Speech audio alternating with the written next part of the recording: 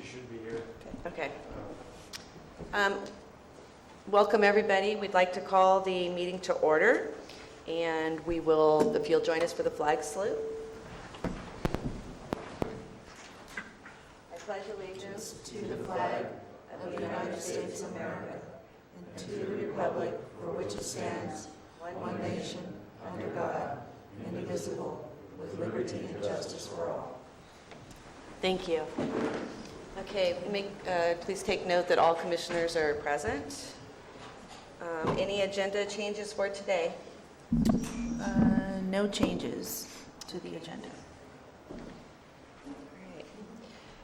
We'll now take public comment from anybody in the audience that has something to say that is not on the agenda. Okay. We'll go down to the consent agenda now and approval of minutes for the February 9th, 2017 Planning Commission meeting. Does anybody have any notes on that or changes? No. Okay. Would somebody like to make a... I will move that we adopt the minutes. Okay. Second. Thank you. All in favor? Aye. Aye. Opposed? Thank you. Okay, we're going to go on to public hearings now, and the first public hearing is 2016-135, appeal of the director's denial of commercial cannabis. And Paul, are you doing that one? Yes, ma'am, I am. Okay, thank you. Very good. This is appeal number 2016-135. Jonathan Zanni is appealing a denial of a commercial cannabis registration by the planning director. The registration was denied for the following reasons. First, the applicant failed to disclose required information on the sheriff's background check, thereby providing false and/or misleading information. Second, the applicant failed to obtain a county business license by the required September 7, 2016 deadline. And lastly, the applicant failed to obtain a state seller's permit by the September 7th deadline. This project is located in the town of Paloma. It's at 7153 Lawson Road. That's located in Township 5 North, Range 11 East, Section 21, and that is in District Number 2. Just as a general information, the application was submitted on June 13th, 2016, and the submittal deadline was June 30th, 2016. I'd like to move to the first cause for denial, and that was the failure to meet the requirements of Section 1795 170A, Parts 3 and 4, and that reads as follows. Registration of a medical cannabis cultivation site pursuant to this chapter may be invalidated by the planning director for any of the following reasons. 3, registration was in error or was accomplished under false pretenses. 4, application for registration contained false or misleading information. Now, all registrants who apply for a commercial cannabis cultivator's registration in the county are required to submit to a background check by the Sheriff's Department. As part of that background check, they are required to fill out a questionnaire. The questionnaire is called a Medical Cannabis Cultivation Background Questionnaire. A number of questions in the questionnaire, obviously, but the very first question that the registrant is asked to answer is list any and all arrests or formal charges with or without disposition for any criminal offenses within the United States or any other country, civilian or military. The registrant completed the questionnaire and it went through the process at the Sheriff's Office in the background check process. Upon its return, it was discovered that the registrant failed to disclose certain arrests and or convictions. The failure to disclose this required information on the background check was deemed either through error or omission to be false and or misleading, and therefore the registration was invalidated by the planning director. The registrant subsequently appealed that decision, and in the appeal letter that the registrant filed on January 17, 2017, He explained that he was informed by a county representative that it would not be necessary to list arrest convictions that had been expunged. Further, after seeking legal advice, the appellant's understanding is that his arrest convictions are of no relevance to the application process. Now, staff did not evaluate, judge the relevance of any arrests or conviction. It is because of the omission on the questionnaire, a failure to disclose those arrests and or convictions, that the registrant failed to meet the requirements of 1795, 170A3 and 4. I'm going to conclude my discussion on the other two complaints, but when I'm done, I would like to come back and have Ethan follow up on this issue right here, along with the sheriff's representative. I'd like to move on to the second and third reasons that this registration was denied. And that was a failure to meet the requirements of section 1795, 165, N5A and B. And that section reads as follows. By September 7th, 2016, a registrant with a pending application for registration shall provide verifiable documentation to the planning department demonstrating that the registrant has completed all of the following tasks for the medical cannabis cultivation operation located on the parcel to be registered. A, receipt of a current valid business license pursuant to Chapter 5.04 of the Calaveras County Code.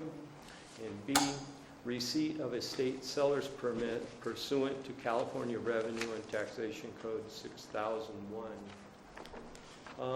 The registrant did not provide the planning department with either a seller's permit or business license by the September 7th deadline. Subsequent to the deadline, we have yet to see any business license or seller's permit. It just absolutely has not showed up. And that was the reason that the registrant was denied on those two issues there. The registrant, in his appeal letter responding to that, explains that he was told by the planning staff that all of his application was complete at the time he made his submittal. Again, he made his submittal on June 13th. That was prior to the submittal deadline of June 30th, 2016. At that time, it wasn't required to submit the business license and seller's permit. Those were required to be submitted by September 7th. There was an absolute deadline of September 7th for those two items.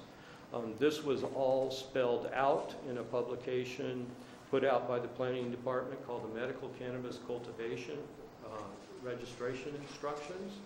Those instructions were published on our website. They were available within the planning department, and they were available at the site that was set up to receive the cannabis registrations. So because the registrant failed to provide those two items, the registrant failed to meet the requirements of both section 1795, 165, N5A, and section 1795, 165, N5B. I would like to turn this over to Mr. Turner from Council's office. Good morning. I'm Ethan Turner, represent Planning Department with regard to all marijuana-related issues. The first basis for denial was failure to disclose, which the Planning Director to date has consistently found to be false and misleading for the purposes of the application. There's no inquiry made into the nature of the arrest, the nature of a conviction. It's simply an omission that he is informed of by the Sheriff's Department and then has found repeatedly to be false and misleading information for the purposes of the application. One question I have is there was never achieved registration, right? This was an application that was denied. Correct. Yeah. He is at the time you submit an application, you are provided with a pending registration, and you're provided with a status of having a pending application. The Planning Director invalidated the pending registration and denied the application based on the fact that there was false and misleading information was submitted. And so you're saying that the pending registration was an error or accomplished under false pretenses. I'm questioning whether that number 3 applies, and number 4 would seem to cover the situation about the Yeah. false or misleading information. The language in the statute that I believe you're referring to is that it may be invalidated based on the following, and the issue of interpreting that particular portion of the statute came up on the first one of these cases, and Commissioner Wooster, I believe it was at the time, pointed out that it would be absurd to require the planning director to issue a registration only to invalidate it. So at that time, we read the code to mean that the application would be denied and the pending registration would be invalidated. So that's how we've interpreted that language. So that's why number 3 applies, and that you're talking about the pending registration? Well, yeah, I believe in the interpretation of the code, it was basically read to mean that the planning director shouldn't be obliged to issue a registration simply for the purposes of denying it. Certainly. For invalidating it. I understand that, but isn't the purpose of this denial served completely by going to number 4, application for registration contain false or misleading information?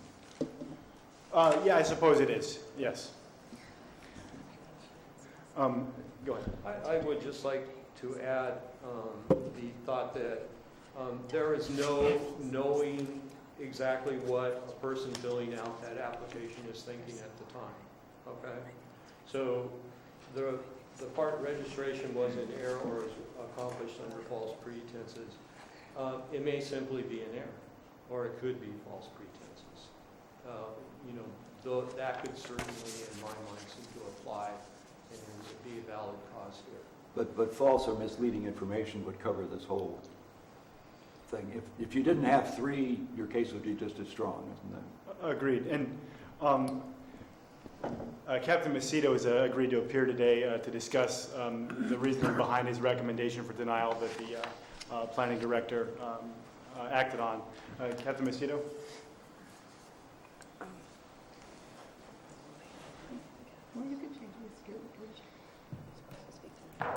Good morning.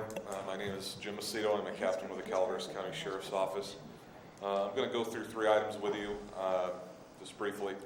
I'm going to cover the questionnaire first, and I know that the Planning Department already briefed you on question number 1, but I want to read it into the record.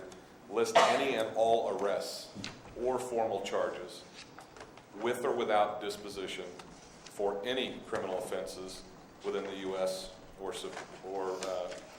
other countries, civilian or military. The second question I'd like you to also pay particular attention to is, are you now or have you ever been on probation, parole, supervision from any state for a conviction of any offense, including traffic? And if so, please explain. The third question on our background, are you now or have you ever been prohibited from owning, possessing, or purchasing a firearm? If yes, please explain. The answer for the first question was N/A, non-applicable. The answer for the second question regarding the probation or parole was no. The answer to the third question, have you ever been prohibited from owning or possessing a firearm? No was also checked. With regard to the applicant's criminal history, in 2002, the applicant was arrested and charged with 6 counts, 6 separate counts. Some of those were misdemeanors, some of those were felonies. Captain Macedo? Yes.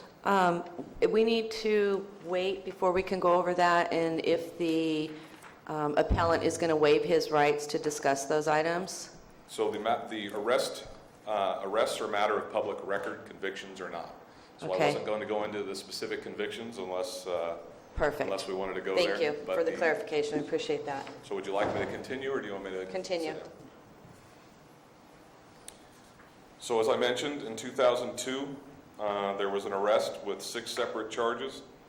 In 2003, there was a separate arrest with 2 different counts.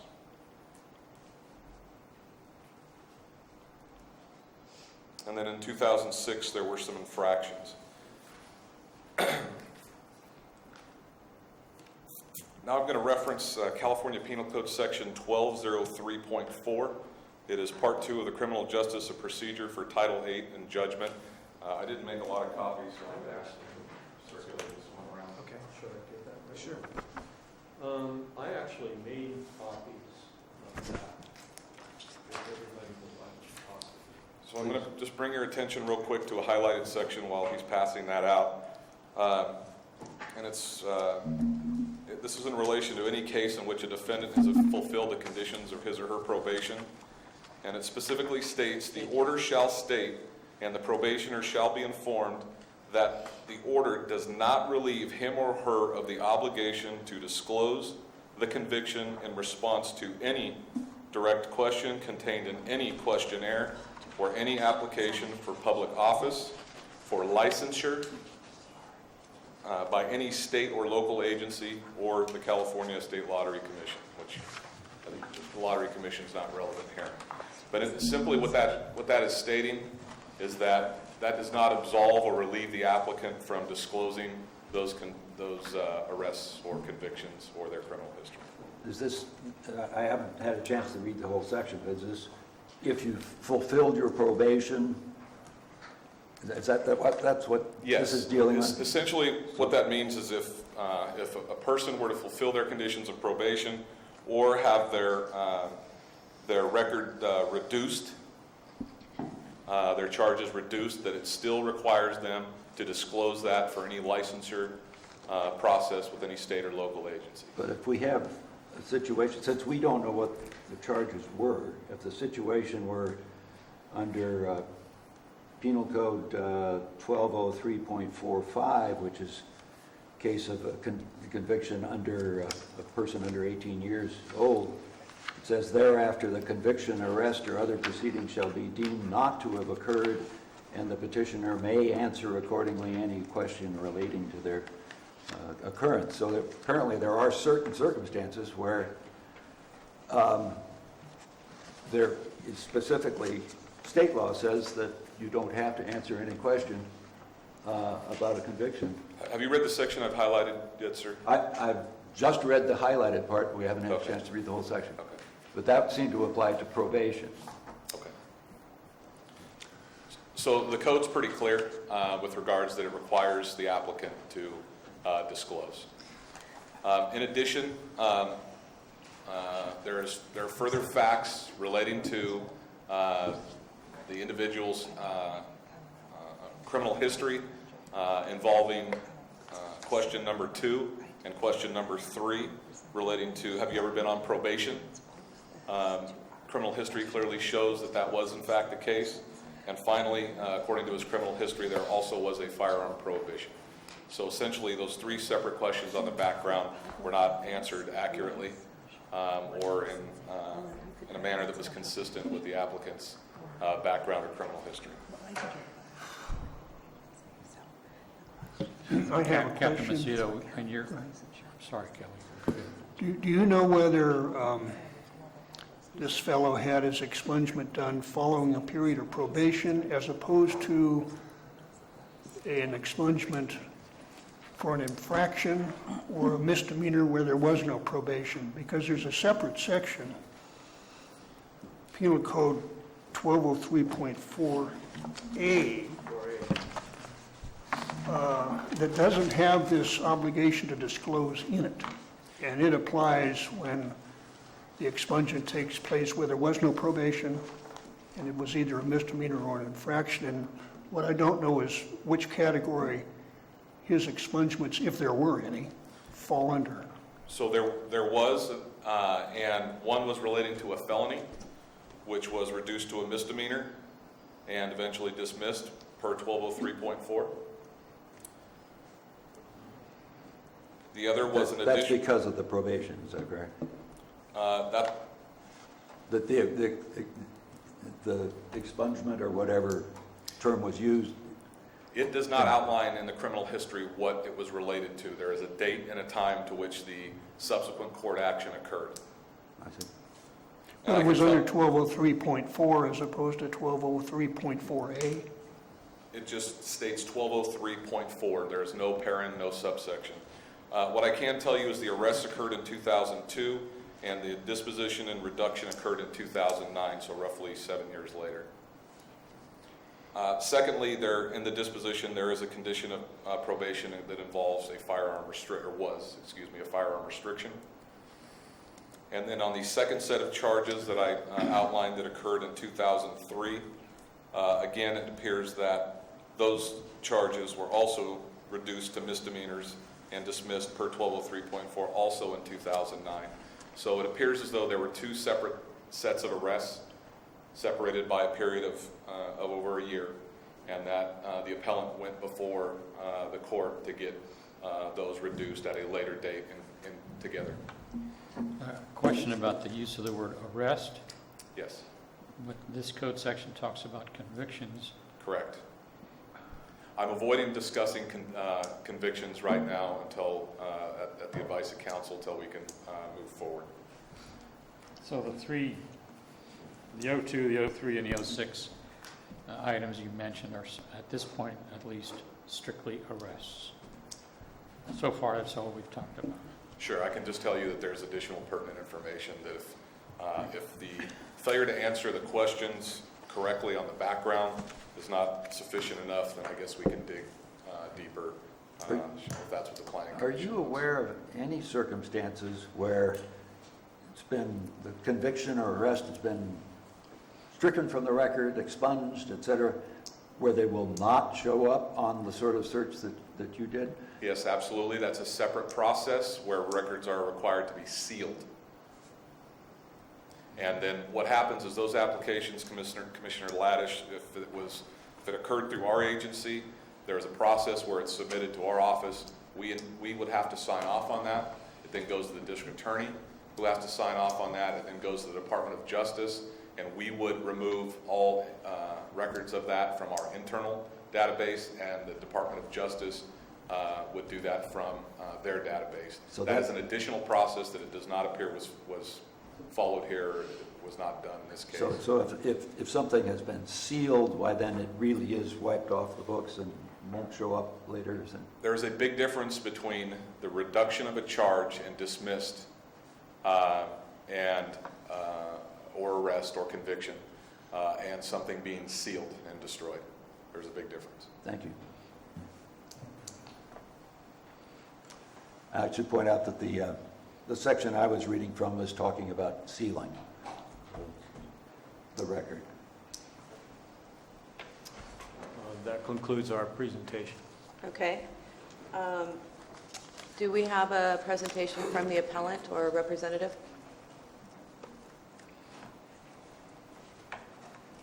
Hello, Hi. my name is Jonathan, and I believe that what this gentleman is saying, that I was withholding information, is not true. When I went into the meeting of my live scan, the lady was going through my paperwork. She deeply looked through it, noticed that I had left that part blank because I had a question about my expungement. I was told specifically that I didn't have to provide an expungement on that piece of paper.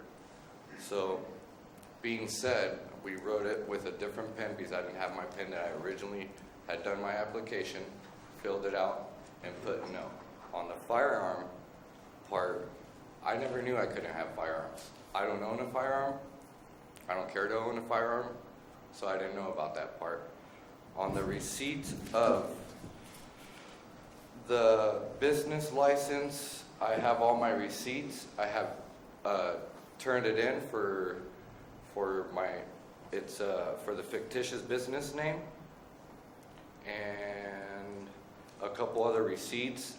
I believe that my paperwork when I got it was every single page that I needed to fill out, so I got the packet, I filled it out, came to your guys' office, had turned it in with my landlord. We had to do a couple runs, get stuff notarized. Out of my knowledge, I thought everything was filled out. They told me I was going to wait 15 days and I was going to get an answer if I was approved or not. I waited 30 days, no answer. I called, they did some research on my stuff, couldn't find anything. told me to wait another 30 days. I waited another 30 days, kept calling, until finally somebody did some research in the planning department for me. It took about an hour and a half. They called me back and told me I was denied. And I worked my butt off to get an expungement. I did my probation period, took 5 years of probation. I waited a couple more years to prove that I was young, I made a mistake, I tried to better myself. I did 7 years clean. I'm still clean to this day. I don't have traffic fines, I don't have anything. I don't get in trouble. I'm just here to show my face, whether you guys accept me or not on this application. I want you guys to see me here in front of you guys to show you that I'm just one of you guys, man. Can I ask on the date for the seller's permit that you're referencing, or the permits that you received? You said you have receipts for that? I have a receipt for the fictitious business name. What is the date on that? Date on that is June 7th, 2016. And then County Clerk of State, California, official receipt, and it's Rebecca Turner. And that date is on 5/12/2016. Planning Department, this is a $5,000 receipt. That was on the 13th. And that's what I have with me at this moment. On the seller's permit, the only reason why I applied for a commercial license, I'm in a 500 square foot building. I didn't want to exceed my square footage due to the caregiver's part. I paid the $5,000 to get the commercial license. I'm under that square footage. And forgot what I'm talking about. Do you have a seller's permit? I do not. Okay. And I thought when I turned in all my paperwork, I had provided that. I didn't know that it was missing. I should obviously, it's my fault for not overlooking my paperwork correctly on that part. It would be no problem for me if you guys would give me an extension to provide that. I'm absolutely sorry for my negligence on that part. On your, as far as your criminal, the Record, answers yeah, on your that's- criminal thing, we want to make sure that we give you a fair hearing and that you are aware that we don't want to violate your rights here. Right. And so I need to ask you some questions. Yes. Do you disagree with the presentation that you had been convicted of a crime? Well, I wasn't hiding anything when I did No, commit a I crime. When I was understand young, I that. did commit the crime, yes. And has the sheriff provided you with a copy of the information that the sheriff provided to the planning? Yes, he just provided me with that sheet right now. Have you had a chance to look at it over? I haven't. I was listening to you guys since it was, Why don't you take a moment, take a look at Okay.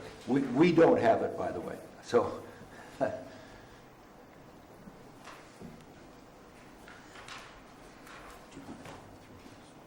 I think it's well. that's the page that, what you guys send in to me, right? I think it's a good one.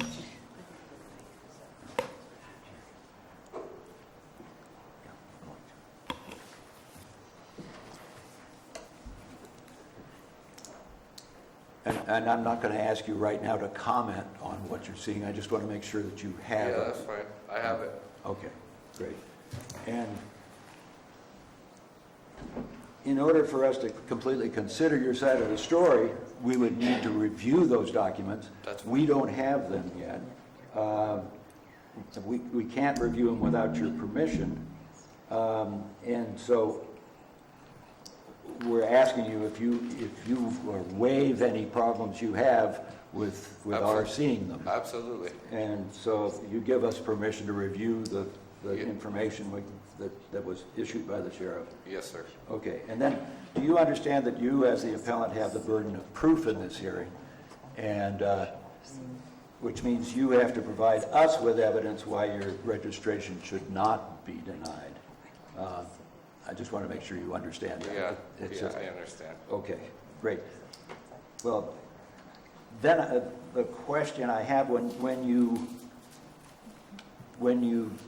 finished probation, Yes. didn't you get a printed list of what the limitations were? When I went to court, to get an expungement, I got an expungement due to, I had to work for LA Water and Power. They would not let anybody with a criminal record on their foundation to work on high power voltage or high voltage. So I went through the whole expungement process, got expunged. Obviously, you have to prove a lot of years of cleanliness, and got my record expunged. When I applied to get into this job site, I filed no. They told me I spoke to the judge because I don't know much about it. I have really not got to use it more than twice. This is my second time I've ever used the expungement thing, and I used it for LA Water and Power. It worked just fine. They gave me all my background check, and nothing came back. It was just a plain piece of paper, pretty much. The point of my question was, at some point, I would assume that you received some paper telling you about restrictions on the use of firearms. I did not receive any piece of paper saying that I was restricted from firearms. Okay. And if I did, it wasn't to my knowledge. So I really, truly didn't know anything about firearms. I never applied for it. I never cared for it. So when you were answering that question number 3 on the clearance questions provided by the sheriff, it wasn't that because your convictions were expunged or whatever, Right. it's just that you were not aware Right, that you exactly. had ever been limited. Exactly.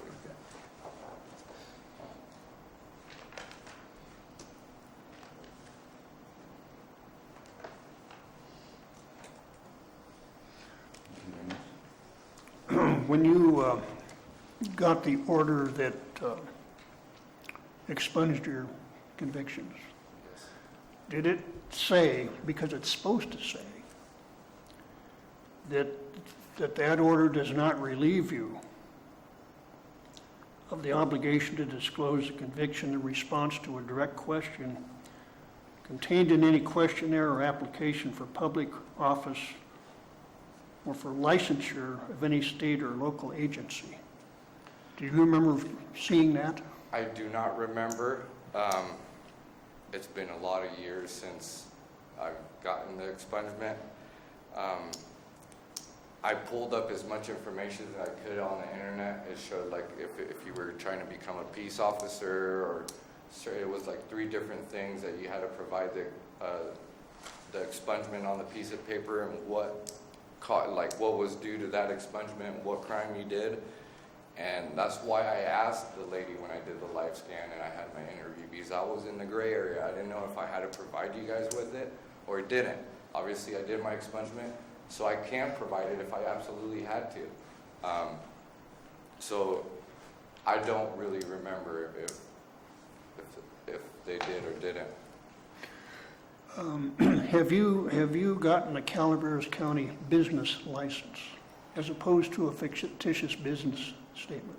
I filled out a piece of paper for a business license here in an office over here, which is, I believe I even have that piece of paper, which they told me to file a fictitious business name, because within the 30 days, if you didn't fill it out, it would be denied. So I did that. I filled it out right away the same day and came back. And so as far as I knew, I thought I was 100% ready to go. So to my knowledge, I thought I had all my ducks in a row. And I got kind of blindsided when I thought that I didn't have all my paperwork in order. And so that's why I was shocked. I truly called and called and called until I finally got an answer months and months later. And I probably, if I didn't call, I wouldn't have got this paperwork until further along.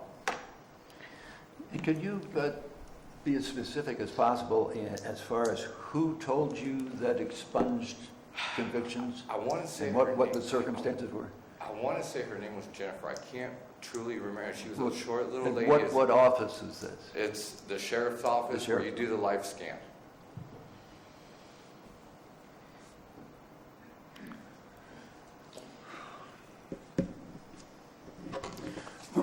During the process of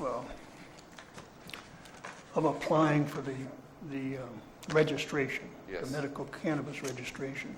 Yes. Did you see the instructions that were put out by the planning department? Called Yes. Medical Cannabis Cultivation Registration Instructions for Filing Form? File form? Yeah, it says Where's that? Medical Cannabis Cultivation Registration Instructions for Yes. filing form. Did you Yes. see that? Yes. Yeah. Okay, if you look down on number 8,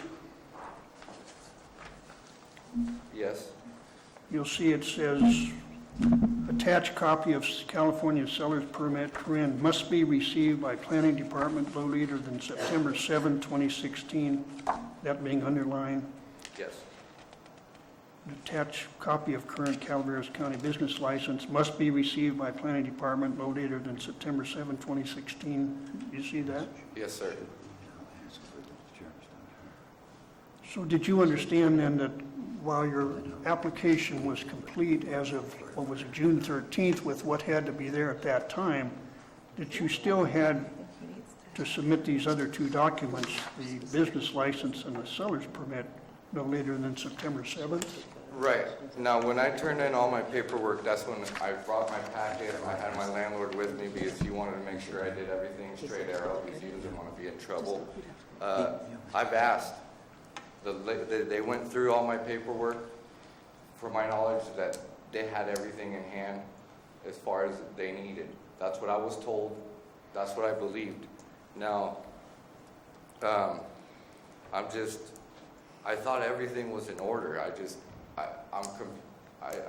Even when I did the life scan and we talked about the expungement, the lady had told me that your guys' rules had changed and I didn't have to provide the 3 other people on the list that I provided. I told the lady I didn't care. I left the names there so you guys could know who was in and out of my facility. There's nothing to hide. I work for myself. So the 3 people that work with me, I think you guys should know that. I have nothing to hide from you guys, and it's just what it is. So, It just chases me. This expungements chase me, you know. It's things you do when you're a kid that just ruins you, man. Mr. Zanni, I understood you to say to me that it was okay with you if we looked at the... Yes, what the sheriff- absolutely. Could we have copies of the sheriff's report to you?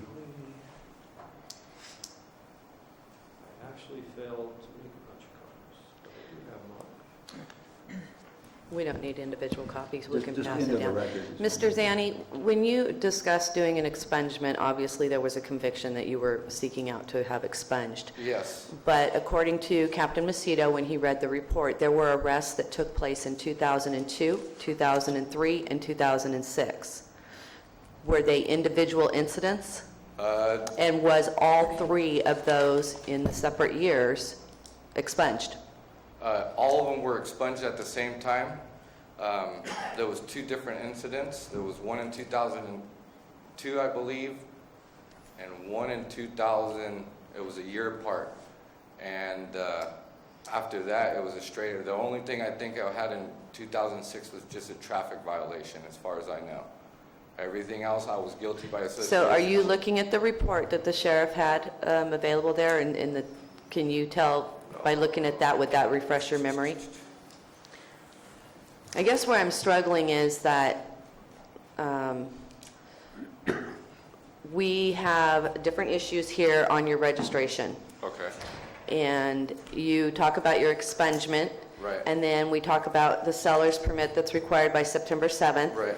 And you're having, you're failing to remember different aspects or ever to read through entire documents to present and be a responsible business owner. Right. And for us, that's a problem. We have to, when these applications and these instructions are given to people to complete, we need to have them completed. It's not just, oh, I forgot, I didn't do. I've heard you say that, you know, I didn't know I needed to. I didn't know I needed to. Right. Which is bothersome for me. I need to know I guess I need evidence as to why you didn't. And as we stand here today, you still do not have a seller's permit, so that's kind of a problem. Okay. I mean, I don't even have to go into the criminal records because the seller's permit is the biggest issue for me right now. Okay. So I think, are you going to pass his request around?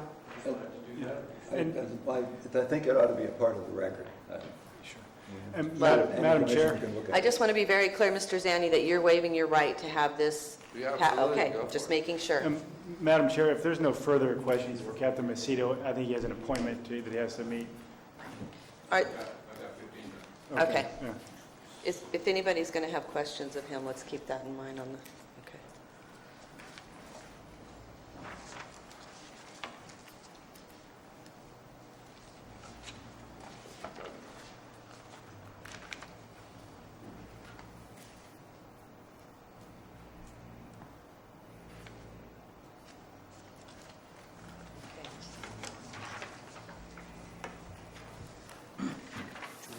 Is it necessary for them to communicate to the record, or we just put it in the record?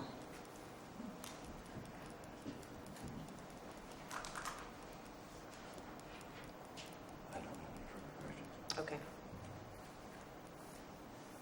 Is there any further information that you would like to present to us at this time? No, I do not. Okay.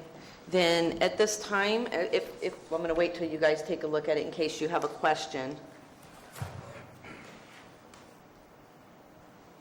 I have a question, perhaps of Captain Macedo, whether any of these convictions, well, strike that, are all of these items convictions? I'd need to take a look at the document you're looking at to make sure we're comparing the right. From the sheriff, September 22?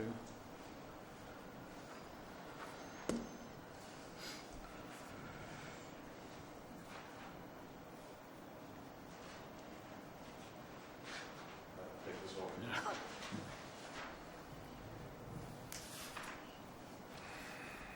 And a second question would be, I see DUIs on there, are they drug-related in any way, are they all alcohol? I do not have that information. That's not available on the criminal history report. To answer your first question, yes. Count 6 was a felony conviction. The property, was it theft, I think? Take vehicle without consent, so grand theft auto. That was on the 2002 set of arrests. Right. Okay. That was a felony conviction. When you're convicted of a felony in the state of California, you have a firearms probation. Right. It is a felony to possess a firearm after that point, and every judge notes that during the court process, and every defendant is handed a document outlining the fact that when you are convicted of a felony, you are prohibited from owning or possessing a firearm. And that was true in 2002? Correct. Second set of arrests that occurred in 2003, grand theft of money, labor, or property. That was also listed as a conviction felony. Again, that was later dismissed, but there are 2 felony convictions that stood for roughly 6 years prior to being dismissed. The last incident was a vehicle code violation that was charged as a misdemeanor, but it was later reduced down to an infraction. So this document that you're reviewing doesn't have as many details as the document I have, but it is somewhat consistent. And this, the document that we have doesn't have anything about the restriction on firearm use. Is it? But you have such. Correct. It is not it's a summary of the events that's prepared by the sheriff's office staff. And as far as you know, that restriction on firearm possession, et cetera, was a condition of probation? Is that? It would be, it's listed as a condition of probation, but in the state of California, since at least 1994, and it actually probably precedes that, when you are convicted of a felony in the state of California, the judge notifies you of that when you are either pleading guilty or found guilty. He generally will notify you verbally, as will council, and then you are notified in writing on the minute order or your, which is either attached to your probation or part of your conviction file. So judges are very cautious and concerned, as are defense counsel, to notify defendants when they are convicted of a felony, because that is an issue for some people, because it no longer allows them to possess or own a firearm or purchase a firearm. And what happens to that firearm restriction if the conviction is eventually dismissed? That is actually up to the court what happens to it, and it depends on whether it's dismissed or expunged and sealed. The defendant would be required to obtain clarification from that expungement or seal as to whether or not they are now allowed to possess firearms again. That's not something the sheriff's office necessarily gets to decide. That's a judge. Certain misdemeanors also disqualify you from possessing a firearm, but I do want to make it clear that wasn't the case in this particular. Can you enlighten us on any of the background about this claim that Mr. Zani has about going to the sheriff's office and being Sure. told about the expungement, eliminating a need to answer those questions? Sure. I will start with this. We do have several ladies that work in the front office. None of them are named Jennifer. Staff in the sheriff's office is not allowed to provide legal advice. They will help guide somebody through paperwork so that the paperwork can be processed appropriately. And I'm not sure if it was this particular case, but this has come up twice in our office, and we have investigated it twice, and no staff. Prior to this particular appellant's comments, we had already previously investigated that and asked staff if they had provided such advice to anybody, because this allegation has come forth one other time. And staff said they did not and would not, because they know they're prohibited from providing legal advice. So they were well aware, and it was looked at again. I don't know if it's based upon this, and I saw essentially where staff said no. One other thing, and I just want to make sure the commission is well aware of question number 1. It says list any and all arrests. It doesn't talk about expungements, doesn't talk about convictions, doesn't talk about dismissals. It's just purely any and all arrests. You're required to list those, regardless of what happened. Same with charges. And when things are dismissed, I mean, it's the conviction that's dismissed, isn't it? Correct. It doesn't absolve you. It doesn't say, and your arrest is stricken from the record or anything like that? Exactly, and I believe 1203.4, along with some other, because, the sheriff's office has to do a variety of backgrounds on a variety of people for licensing and for the safety and security of children and what have you. So this incident has probably come up before other commissions, and it allows us to fact find on exactly who this person is when we're doing their background. So that is why not only us, but other state agencies, federal agencies, and local agencies want to look at any and all arrests, not just convictions, because it tends to paint a picture of previous behavior, and it also allows us to explore the matter further should it be pertinent to the particular license that's trying to be obtained or the particular employment that's trying to be obtained. Thank you. Thank you, Captain Macedo. Were there any other questions from the appellant before we move on to public comment? Okay. Was there any last comments that you needed to make? You can rebuttal what he said if you need to. You're okay? Okay. Okay, so we'll move to public comment now if anybody has anything they would like to say on this agenda item. We don't have any public speakers today. Okay. I would like to make a comment. I've been here for a couple of, my name is George Fry. I've been here for a couple of planning commission meetings. I'm a retired state parole agent, and one of the things that bothers me is that there isn't a checklist for people who are applying for licensing or what have you. And I think it would make it clear if there was a checklist that people had that was checked off so they don't miss any of the steps, like for instance the business license and what have you. It's only a thought on my part that maybe that might be something to consider in the future. Thank you. Thank you.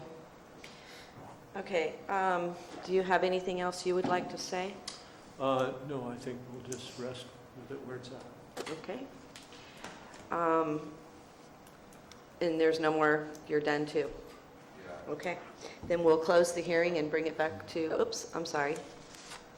I have a question of the site. Can you state your name, please? Beg pardon? State your name. John R. Crawford. Thank you. And it says it's located at 7153 Lawson Road. It is wrong. The west side of Fort Lawson Road is odd, and the even side is, the other side, the east side is even. Why? Why do we have an odd number on the address? All I can tell you is that's what I found already. Because All I can tell you is that's what I found the already. post office has nothing to do with this, the address. It's the county that has to do it. But if its location is wrong, then the whole thing is wrong. We'll look into that, and thank you for those comments. Okay. Thank you.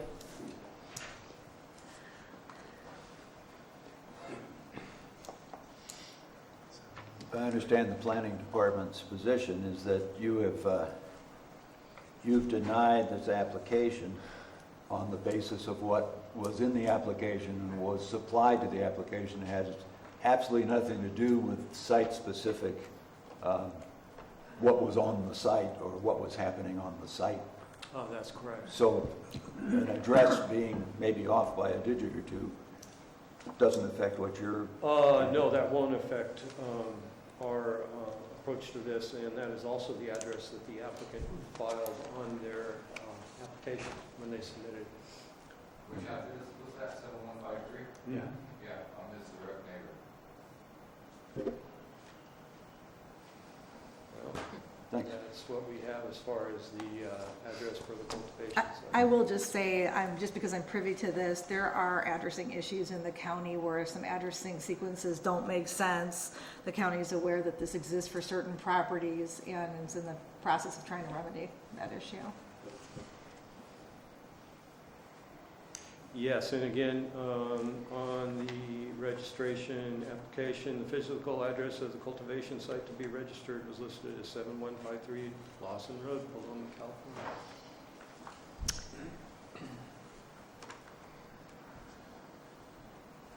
Okay, so we've brought it back to the commission for any comments. We've closed the public hearing process now, so if you guys have any comments you'd like to make at this point, do you want to start, Tim, instead of making Commissioner Wooster go first?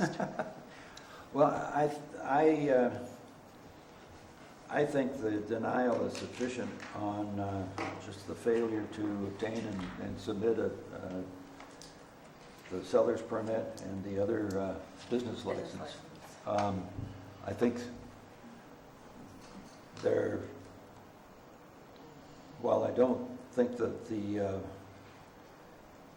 applicant, the registrant, has successfully borne the burden of proof on the convictions, I don't think there's a reason that we need to go into that in our conclusions here. I do think that the applicant, although raised in a letter that he was also told by somebody, presumably in the planning department, that the application was complete, I don't think he's satisfied his burden of proof on that, so I don't think we have to get into the question of whether that, if we were to believe that, why then we have a question of whether the county's a stop, but I don't see where we even reach that question at this point. So my tendency is to deny on the building permit and, the seller's permit and business license issues, and leave it at that.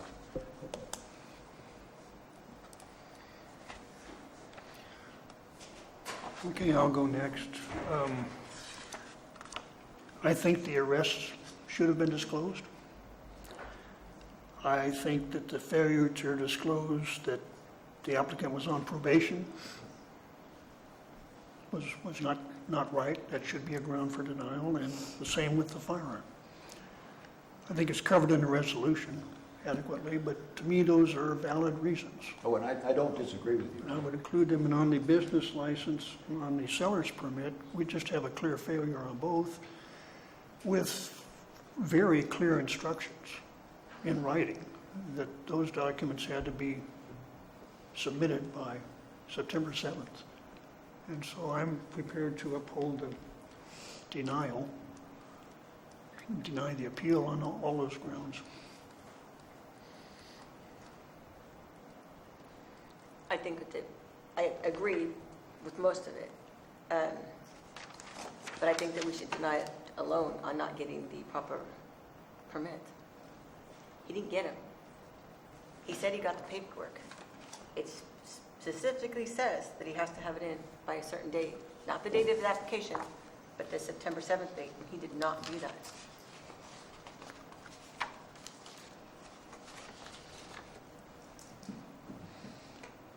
I agree with everyone's comments. I do wonder about the language about arrests and convictions. I would prefer that the ordinance be written differently, but that's not my role. As it's written, the arrests for anything, I suppose, have to be revealed.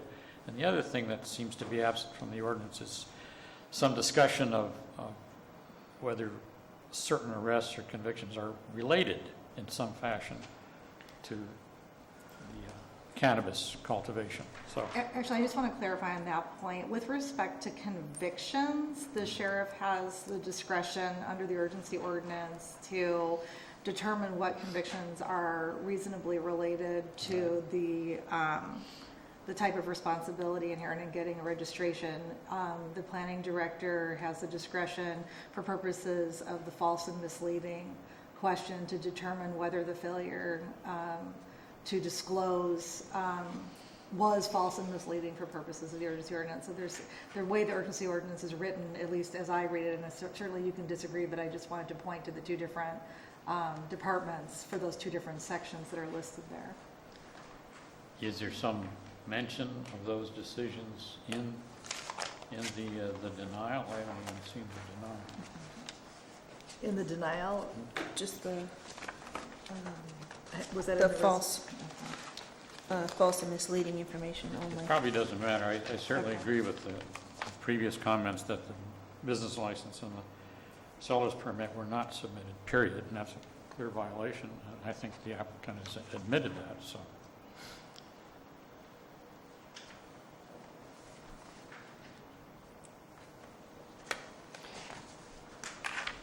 Are you done? Okay. So I believe that the resolution as written is accurate. I believe that he was probably told the application is complete on June 30th because the application process at June 30th had certain qualifications to meet. He met the June 30th deadline. After that, there would have been more responsibilities, and it doesn't just stop at a business license or a seller's license. As MRSA moves through legislation, things could change here, and if you're going to be a commercial marijuana grower, I think that you need to step up, be responsible, pay attention to what's coming down from the state, pay attention to what's happening in the county, and not miss a bump. I mean, it's a business that we are trying to work through this county, and there is a lot of responsibility that comes with it, no different than any other business in this county. Everyone has, whether it be a state licensing issue or otherwise, it is an important process. It's not just your industry that has a process to go through, and it's a yearly renewal on everything. So I believe you were told on June 30th. I think you are telling the absolute truth. Your application is complete because as of that date, it probably was perfect and submitted properly. As far as the application for the Sheriff's Department, we have reviewed these before. We have read the language in the applications, any and all. It is very clear. We have consistently ruled if somebody did not complete that application, and it is a very clear application, any and all, there's no mistake to it, that information needed to be disclosed in some fashion. And we have ruled if it was misleading information before based on that. So my position is going to be to rule consistent with past the decisions that we've made here on the commission. So that would be my final comments. Should we have a little more discussion? We can have any discussion you want. I think, at least the way I feel that the planning department has successfully established its case on all the points. The question is whether it would be a discretionary thing on our part, whether it would be a good thing to, in this case where we don't have to rely upon the convictions and arrest questions, or the arrest questions and the firearms questions and such, whether it might be best to keep this record neat and clean, to just rule on the other questions. I don't think so, in my opinion, because he came before us, he was very honest, he presented his convictions, he was upfront about it, he did not write it down, which made it inaccurate answers on the application, and because of past rulings, I'd like to stand consistent with that. He was honest, he came forward and told us exactly what happened, what took place, he's not denying it, and I'm okay with that. So I guess we need to poll what direction we want to go in, and if we want to make changes to the resolution and remove that or keep it in there. I would prefer to keep the resolution as it is. I agree. Okay. The only thing that I would suggest changing in the resolution then is the reliance on 17.95.170.A3, that the registration was an error or was accomplished under false pretenses. That is certainly not needed for this case, and there could be some question as to whether there was a registration here. I don't see anything that establishes pending registration as a term under the ordinance, so I'd suggest we remove from the resolution the cite to number 3, so that the cite to that section just is A.4, and then have the resolution say the application for registration contained false or misleading information, eliminating the entire middle line there. Understood. Is there any comment from you on that? No comment here. No. Okay. I would agree with that approach. That's acceptable to me. I'm good with it. Okay.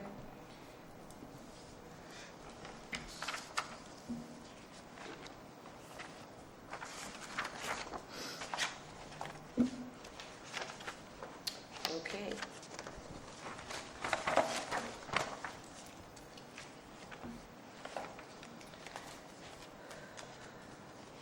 So would we like to entertain a motion at this time with the amended changes?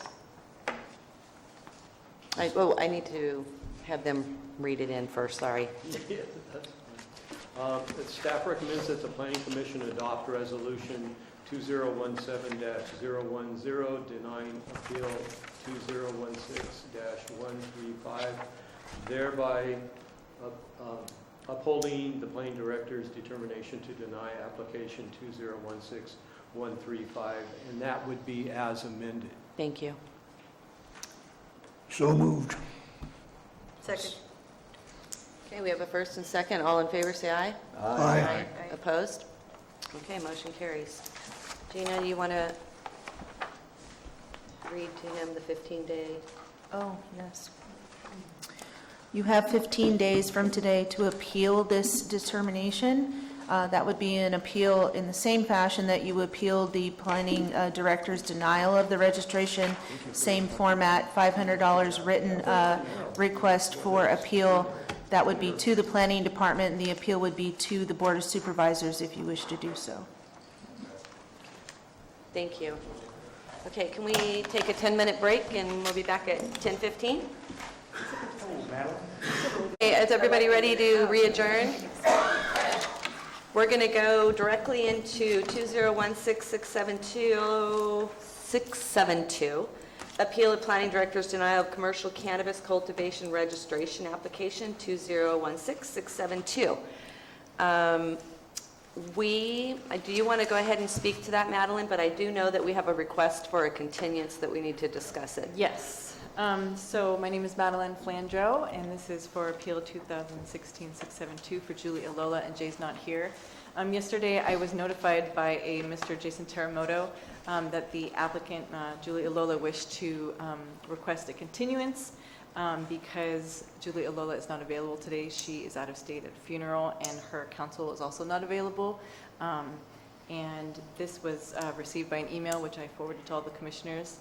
I believe Mr. Teramoto is here today. However, I don't have written authorization from Julie Alola for Jason Teramoto to speak on her behalf.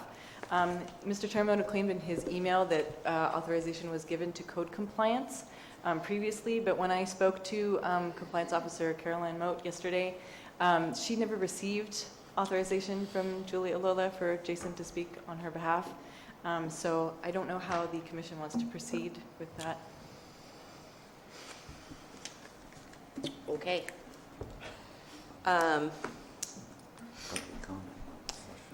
Yeah, so we'd like to go to public comment and see if anybody has anything on this to say that might provide maybe some guidance.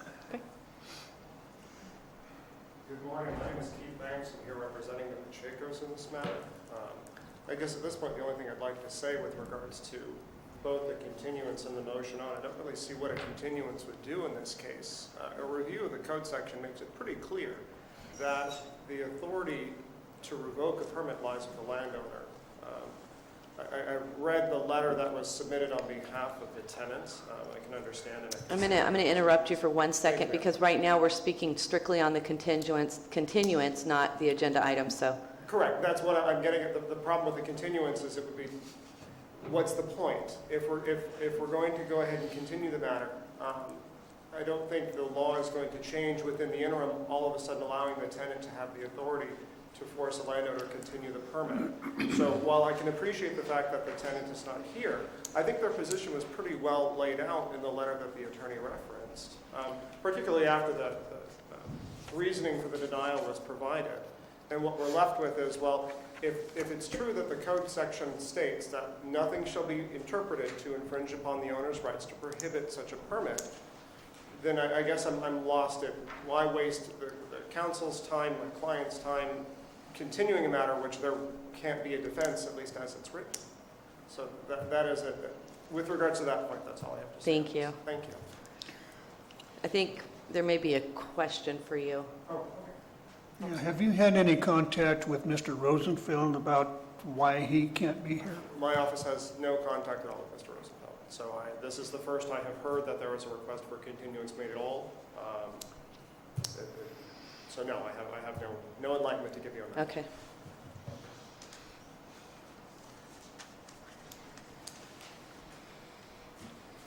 Yes, Colleen Platt, My Valley Springs. I just wanted to say I don't agree with there is any predetermined conclusion here. I don't think you should be deciding on a continuance based on the validity of the argument presented. I think there are questions as to the authority to revoke, so I would suggest you continue it if the applicant is requesting that. Thank you. Thank you. The problem that we have is that we don't have a request from the appellant to do a continuance. We have a letter from somebody that is not authorized to request the continuance. That's the issue that we have. So, any discussion here from the commissioners? Well, I tend to agree with Mr. Banks' position in that it's the registrant hasn't contested the fact that this letter from the landowner exists, doesn't contest the contents of the letter, and if we can look at that letter and look at the contents and read the ordinance, and I think on the basis of that, and without certainly getting into the interpersonal squabbles and possible civil causes of action between the parties, I see no point in the continuance, and I think it's an affront to the commission and to Mr. Banks and his clients that adequate notice was not given for the motion for continuance, I don't see any point in it, and I'd be ready to deny the continuance. I would ask Mr. Banks, did this Mr. Rosenfeld person and staff, is he involved in any way? Did his name just suddenly appear out of the sky? As far as I know, he wrote a letter to the commission on behalf of the tenants. That letter, a copy was submitted to my office with the packet and the proposed language. Pardon me while I find it. But his office did not request the continuance. Right. Correct. I don't understand that, and I would agree with Ms. Fry. We should just go ahead. I think we should continue. All right. Well, I don't see a request for a continuance from the registrant or from his lawyer. It doesn't take much for his lawyer to write a letter Not at or all. send an email explaining why he can't be here, and we don't have anything. Even So a I don't see telephone any call. basis upon which to continue it. I'm going to go back to Commissioner Sisk. You said you want to continue as in continue the agenda item, or you want to do a continuance? Oh, continue the agenda item. Okay, thank you. Okay. Okay, well then, I think we're going to continue with hearing the item since we've polled everybody and that's the direction they would like to go. Okay. Okay. Starting at the beginning here. Appeal 2016672, Julia Lola appealed the planning director's denial of commercial cannabis cultivation registration 2016672. This registration application was for 22,000 square feet of outdoor cultivation located at 5372 Pleasant Oaks in Valley Springs. Assesses parcel number 050058008. The reason for denial was the landowners, James and Sheila Pacheco, withdrew their consent for the applicant to cultivate cannabis on their property. On October 25th, 2016, planning staff received in writing the withdrawal of their consent. Pursuant to that, on November 1st, planning staff denied Julie Alola, and she's not here, pursuant to Calaveras County Code Section 1795-130, which states that nothing in this chapter is intended nor shall it be construed to preclude a landlord or property owner from limiting or prohibiting cultivation of marijuana. Julia Lola apparently did not receive this denial letter. She came into the planning department on December 29th, and I spoke to her personally. She told me that she had moved, but she had failed to notify us within 72 hours that she had moved and did not give us her forwarding address. Therefore, I printed the letter and personally handed it to her, thereby, confirming receipt of the denial and starting the 15-day clock for her to appeal that decision. Then on January 11th, 2017, we received an appeal letter from Kenneth Rosenfeld on behalf of Julie Alola and Jay's not here. The letter states simply that their council does not believe that the landowners had the right to withdraw, and that they had not notified Ms. Alola that they were withdrawing their consent, and they did not terminate the lease. He also stated that the landowners had executed a notarized landowner consent form with the application package, and that Ms. Alola had remained in lawful possession of the property with a lease that ends on April 30th, 2017. He also stated that if the application is to be denied, he believed that the planning department must make a finding that the applicant does not have lawful right to the real property. However, in the letter from Keith Banks, which was included in the appeal package, the landowners notified Ms. Alola. I'm sorry, I'm not finding the letter right in front of me here. It was in December.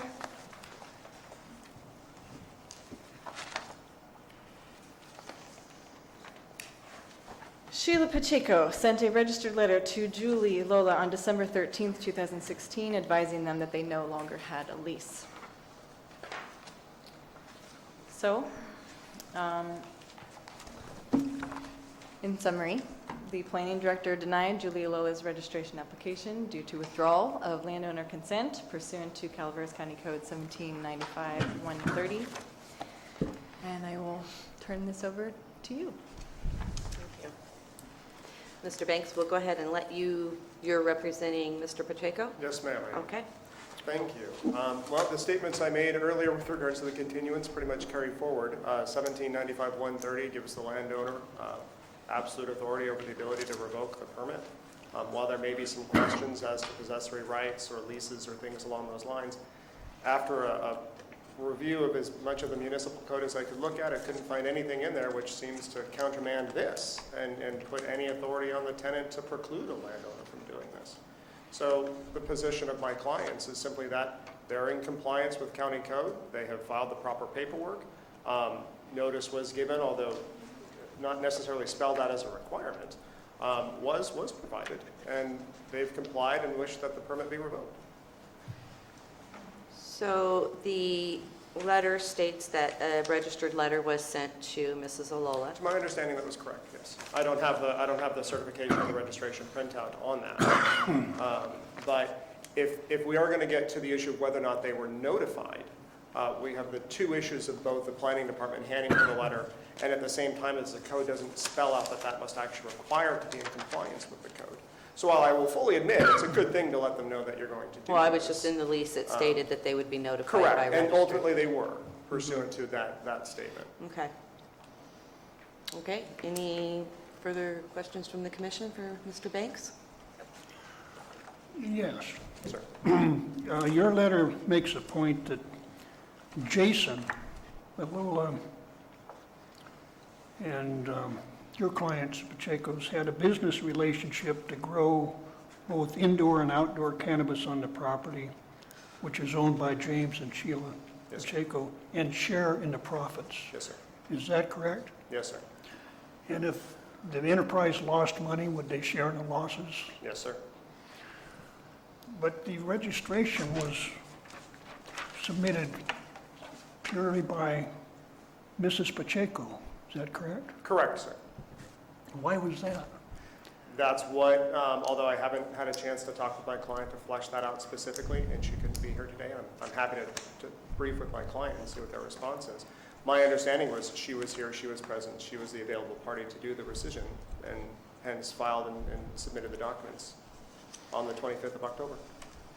So I guess if I understand your concern correctly, your concern is that the rescission of the permit was not done as part of a larger business interest, but was instead done as a landowner. Am I understanding it correctly, sir? Well, I have a separate concern. One more question. Were they going to split the profits equally? In other words, one half to the Alolas, one half to Pacheco's? I believe ultimately that was the agreement, yes, sir. Okay, well, my concern is we have a registration here that's done in the name of what apparently is a straw person. In other words, we have people here with a de facto partnership, and those people are not on the registration. If I may, sir, as far as I know of that arrangement, the named person on the Julie Alebo was part of the group. So in essence, understanding your concern that, you know, she's a straw person, I don't believe that's quite accurate, because she was a player in what was going on. So it was not done in Jason's name for certain other reasons having to deal with his background and other issues. Right or wrong, that I have no ability to speak to. But what I can do is, in addressing your concern, is point out that Julie was not just this fictitious person they had latched onto to say, oh, you look good, we'll go ahead and name an appeal. No, it was more along the lines of that's just who they were able to use it for. Was its registration done for a corporation? What's the name of it? Jay's not Jay's here. not here. I have no information on that, sir. I do not know. I must admit, I didn't even have my office do a brief search of the Secretary of State's website for that one. I didn't. Do you know whether your clients are shareholders and Jay's not here? To my understanding, no. There was no actual formal corporation planned. It was an agreement between the parties. Again, Okay. Thank you. Absolutely.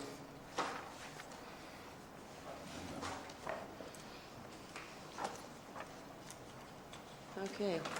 Do you have anything further you'd like to add? Not unless any more questions I can answer.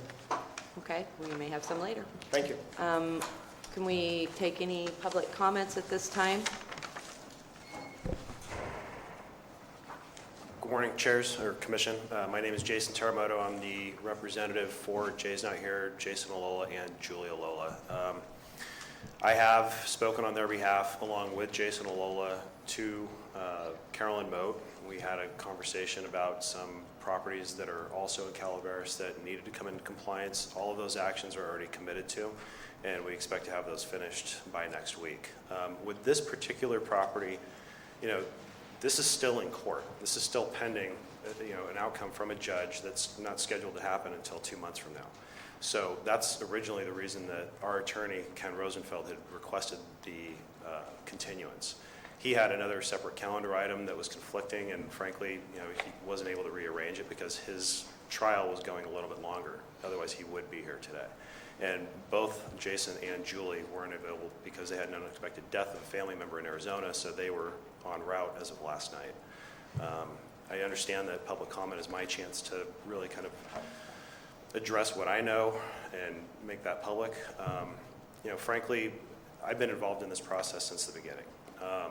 Maybe not since the beginning of the actual contract being signed by the two parties, but certainly since pre-October 6th, which is when all of this sort of exploded. The rescission of the lease didn't happen until after the filing of the temporary restraining order, and that was as a result of a diminishing partnership and relationship between the Alolas and the Pachecos. Again, the timing of it, it just seems a little odd. And again, I'm not the attorney. Ken Rosenfeld is. He can speak to that a lot more effectively than I can, and I would, again, respectfully request that we get the continuance. Excuse me, can you sign in? Is the sign in? Sign in. Did someone pick it up? Thank you. One last point that I would like to make is that our attorney has never been contacted by Mr. Pacheco's new counsel, and that, we were dealing with a separate attorney in the trial that was being conducted just a block away from these chambers. You said your attorney, but you are not on this application. I'm not- And neither not my is attorney. Jason, the one that you said you spoke to, No, correct? Ken Rosenfeld is the representing attorney for Jay's Not Here and Julia Alola, Okay. and Jason Alola. And we have nothing on our record showing that we've received any sort of request for continuance from him. We've already ruled on the continuance. Were you here when we did that? I was Okay. sitting right here, but I didn't want to interrupt the flow of public comment. There was another woman that wanted to address the commission, so Thank you. I just want to make sure you... Sure. And then, do you want my business mailing address or my home mailing address? Your name's fine. Okay, great. Thank you. There won't be any rebuttal because they're here. Do you have anything you want to add to this, Madeline? No. Okay. Ms. Yes. Good morning again, Colleen Platt. This one bothers me for some reason.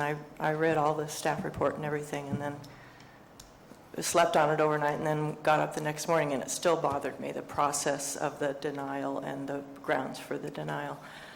It seems to be that if this is denied on the basis of somebody coming in and, writing a letter, I don't give my permission to have this happen anymore. It seems that you're allowing a property owner to give a certified, notarized permission 1 week, and then come in the next week and write a little note by hand that they changed their mind.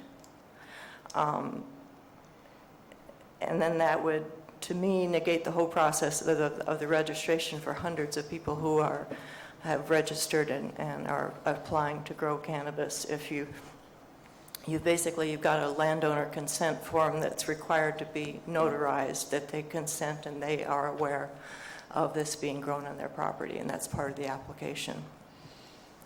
But then this letter was turned in September at the counter, evidently, not stamped, not notarized, and just a casual letter that, said that, I'm not sure what it said exactly, that they withdrew their consent for the application, or what the legal wording, but it wasn't an official county form that they withdrew their consent. So It just bothers me that this was I mean, I could have come up to the counter and said, I'm the owner of this property here, and this is who I am, and I don't consent anymore for this grower to grow on my property.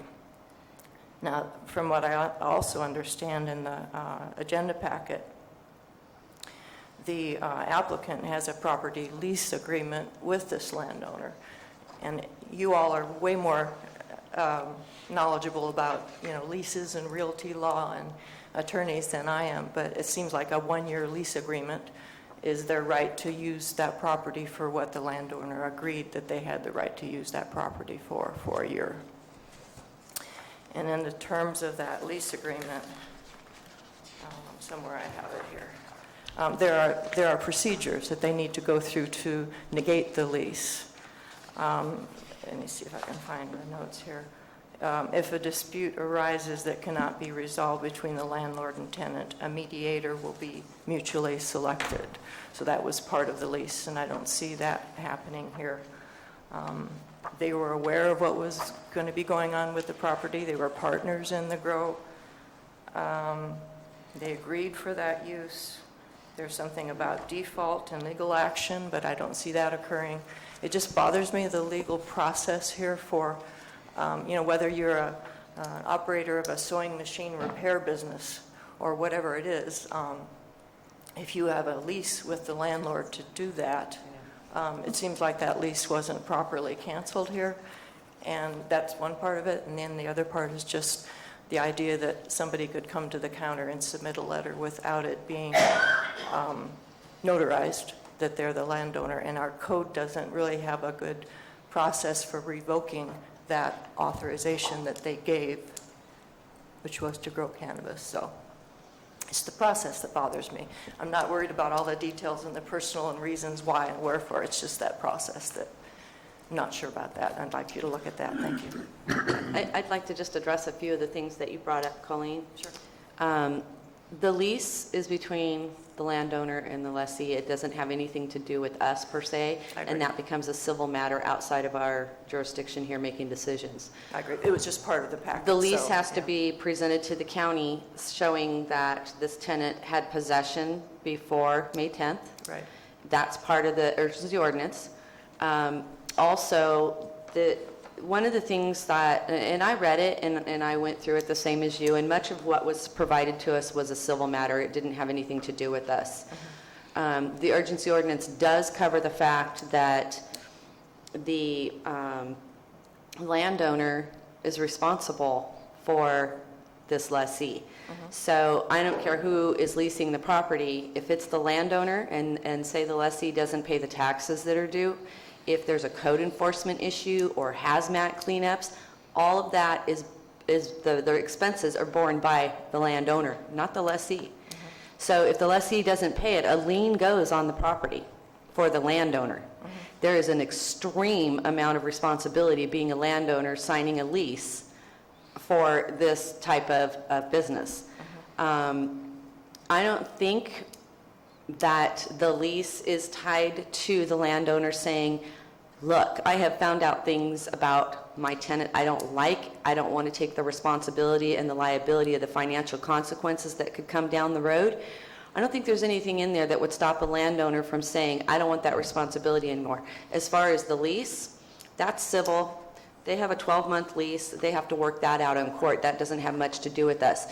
When I also read what you read about the letter over the counter, I understand that part, but they also, the landowner sent a registered letter to, so then we don't have proof of that, Which but we we're don't getting a have. verbal that Which we they don't were have. sent a registered letter. Which we don't have, and planning didn't have when they Right. denied the application. Right, And that was but- the basis for it. But Yeah. this tenant would have received everything if they had followed the guidelines and given an address change within the 72-hour timeline, and that was never done. But planning denied it based just on that letter. That was my I would concern. point out that in this Yeah. case, and I think you have a very valid concern about somebody just wants to get somebody, and they come in and they get a letter and, walk out, and things are denied, and everything gets thrown into a tizzy. But here, there's no contest for the fact that it was Sheila Pacheco, the landlord, that wrote the letter. I mean, the Rosenfeld Law Firm's letter of January 11th, 2017 says that Julia Lola went to the planning department and obtained a copy of a letter written on October 25th, 2016 by Sheila Pacheco, a copy of which, blah, blah, blah. Okay. So I think you have a valid So concern going forward. The applicant And didn't it's something that contest that. an amendment to this ordinance Yeah. Well, probably should To take care of. But clarify that. Here the ordinance is very clear that it's up to the landlord Okay. as to whether or not this is going to go forward. And there's no question that it was the landlord that came in and wrote the Okay, letter. that would be the question as to who that person actually is. Right. The second question, I'm just looking at it on the basis of the hundreds of registrant applicants who did have an agreement from their landlord.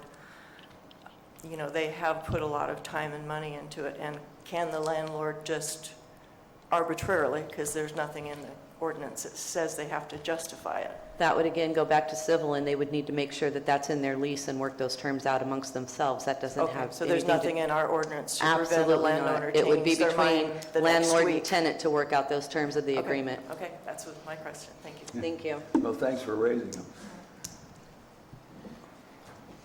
I'm sorry, I just got a message from our attorney that had requested to know if he could appear by phone to the panel, to the commission, to argue any of these points. He's not in trial? He has a 1-hour break.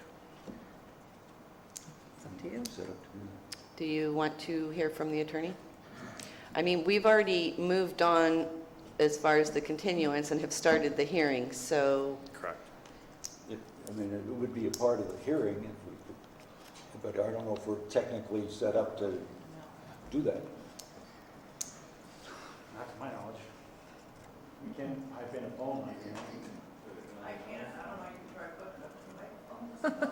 Would that, I mean, would you be open to seeing how it works for just a few moments, and then if it seems incompatible, then we can move forward? So I want you guys to all think about this carefully, because we're going to be setting precedents into the future for allowing phone, and we are not set up for it, so. I think they need to be here. We are not set up for this. Okay. Interesting to me that he now is concerned where he wasn't concerned enough to ask for the continuance ahead of time, but I guess we're just not technically set up to do this. You have Okay. something to say? If we were set up for it, I would be in favor of it. We're not, so I'm not. Okay. It's just not possible. Could you make that a little clearer? And I understand, you know, the limitations of the Brown Act and not being able to, you know, have this open, well, anything, you know, within 72 hours. But there are a couple of things that I really do want to make very clear. And again, you know, this is a pending trial, and we have a civil case that's following the temporary restraining order and the temporary protective order that's already been granted. Again, we're not going to see a resolution on this case. And that's separate from us. We don't do civil here. I We're- understand. Okay, we're Madam Chair, commissioners ruling on an ordinance, Sure. not a judge and jury participating in that civil suit. Which I completely understand. Yeah, I'm sorry. But the appeal side of this, you know, with regards to the permit itself, should never have even been a point of conversation. You know, it's only a point of conversation because the landowners had a disagreement with the lessees in this case, and frankly, you know, it's gone to this extreme. It's gotten to this point, and nobody ever wanted it to get to this point. But, you know, this is a reaction as sort of a, you know, a punitive means, or, you know, some sort of reaction on behalf of the landowners to punish the lessees for really nothing. I mean, everything was being done in compliance. The partnership was actually very much intact until, you know, the beginning of October, where, well, even maybe a little bit prior to that, but there had been a breakdown in the relationship. And because of that, you know, that's ultimately why we're here today. You know, otherwise we would be in full compliance with all of the, you know, all the criteria that have been set forth in the emergency ordinance. We are in 100% compliance again, you know, as of early next week, if not by Saturday, you know, tomorrow, with the other two properties that are being run by Jay's Not Here and Julia Lola in Calaveras County. And we've met all of those criteria in 5 other counties up and down the state of California. I mean, we take this very seriously. Jason, I'm not trying to be rude, but during public comment, we're only allowed to speak once. We get 5 minutes, and this is your second time speaking. I apologize. I appreciate your Yep. comments, and thank you for coming forward. Thank you, Madam Chair. Thank you, Commissioners. Okay. Oh, somebody else is wanting to speak.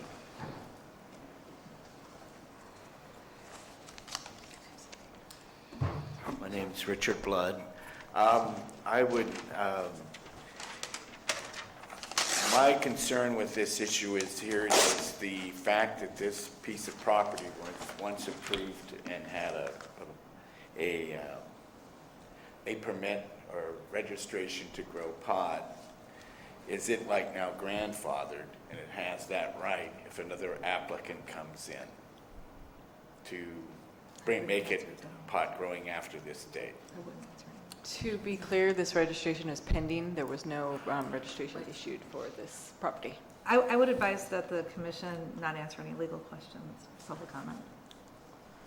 Okay, so then, and this piece of property in the future couldn't use this application to say that it had some right to be used for cannabis cultivation.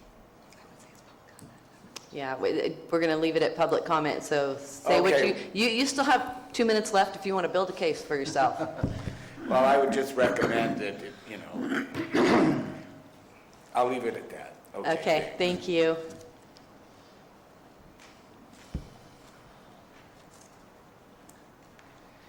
Good morning. My name is Bob Page. I unfortunately live right next to this property. I have 25 acres, and a portion of that is adjacent to this property. I didn't realize what the main reason for the hearing was, but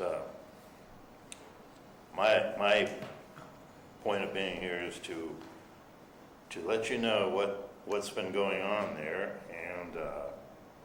and how it affects me as a property owner. This is what I have to look at every time I go out in my backyard. Can you hand that to Annette, please, on the end there? Thank you. What's your last name, sir? Pace, P-A-I-Z-S.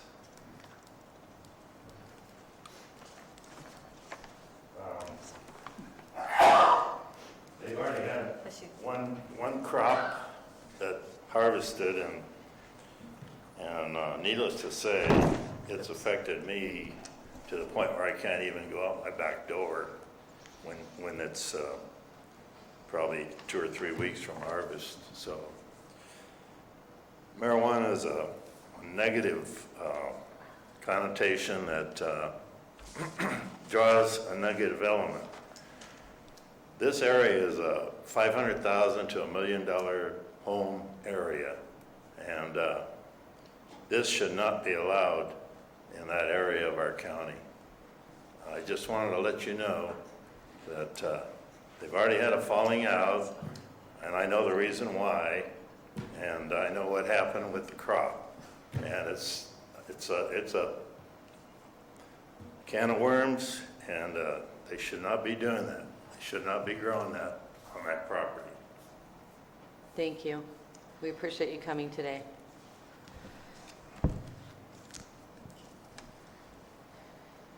Is there any other public comment? Okay, we're going to close public comment now.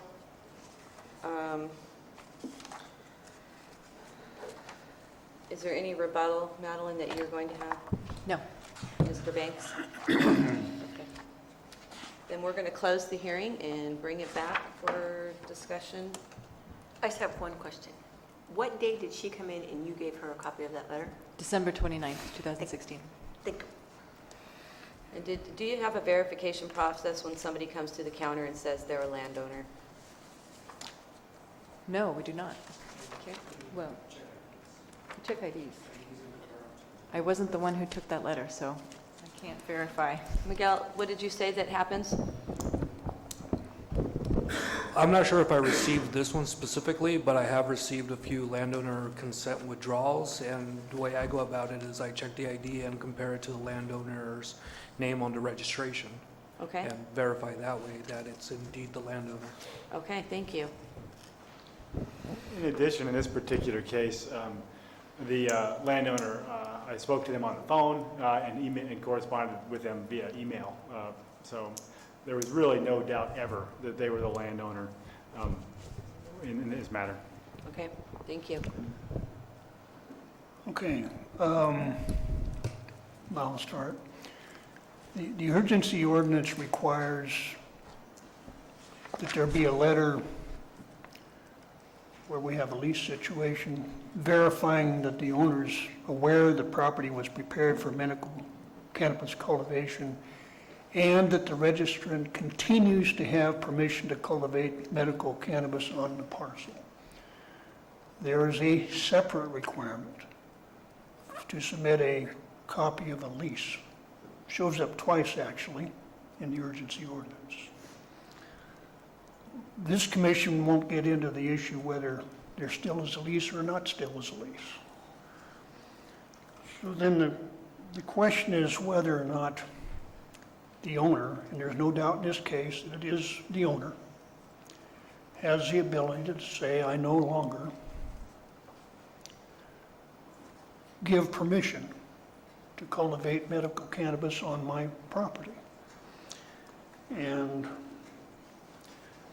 that separate provision that's been cited by staff, 17.95(130)E, nothing in this chapter is intended, nor shall it be construed to preclude a landlord or property owner from limiting or prohibiting cultivation of marijuana, suggests to me that the owner does have the right to say that the permission I gave is no longer valid.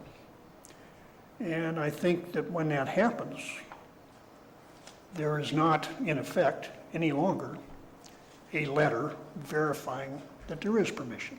And so therefore, the requirement of the urgency ordinance is not met. And so on that basis, at least, I would be in favor of denying this appeal and upholding the planning department's decision. I have a separate concern about how this registration was done, using the name of one person without disclosing that there are other people who own this business, have a share in the profits, have a share in the losses. Those people might have criminal records, maybe, maybe not. And granted, the registrant was part, but just one part, of this business. And so it would seem to me that these registrations ought to be disclosing who's who here. Maybe that's not clear enough for urgency ordinance, I don't know. But certainly on the ground that there is no longer permission by this owner to cultivate marijuana on this site is enough to me to deny this appeal.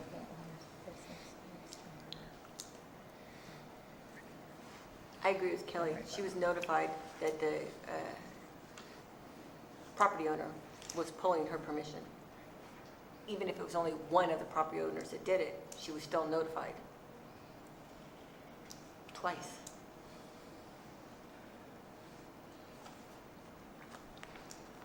That's all I have to say.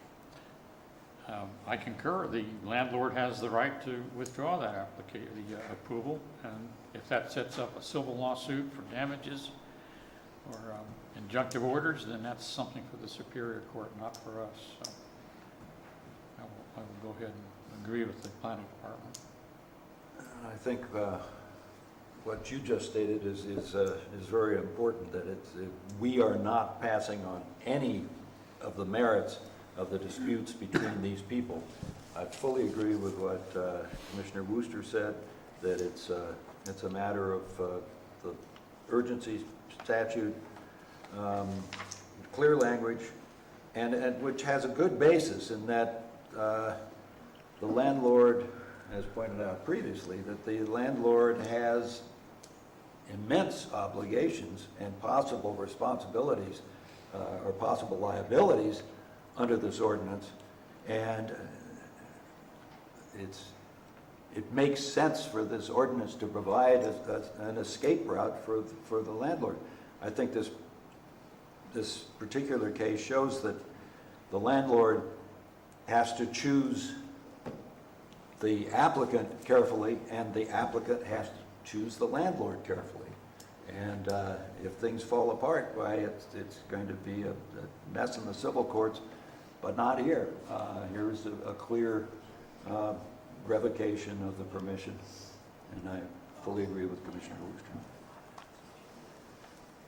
Okay. We'll have you read. I just wanted to make one more note. I made a clerical error on the summary section of the staff report. The code section reads 1795-170. That should be 1795-130. Apologize.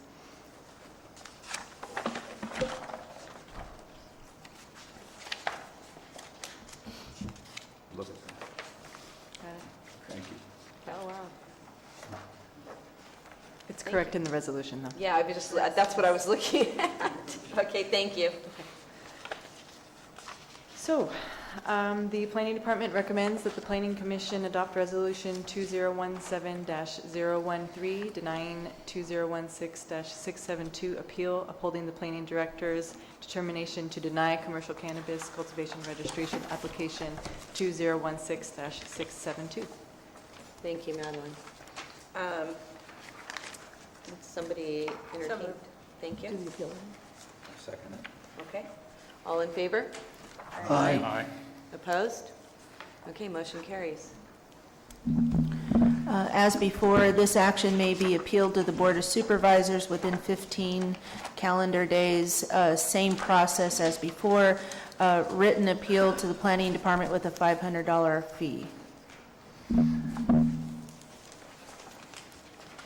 me, does that mean if I see the plants over there, it's going to be illegal? Is that what it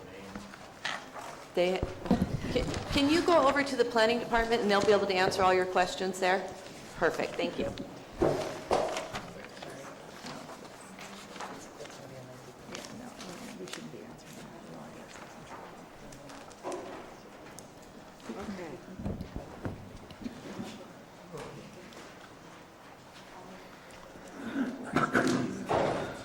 Well, that's a long answer. They got the right to appeal still.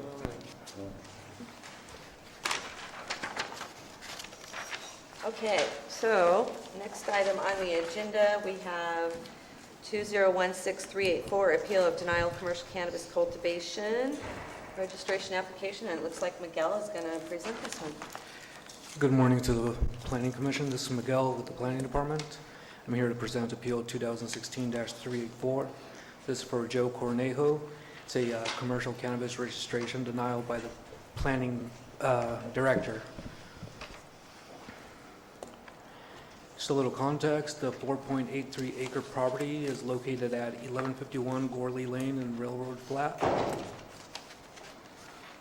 The reasons for denial by Planning Department is false and misleading information and no photographic evidence of cultivation prior to the May 10th deadline.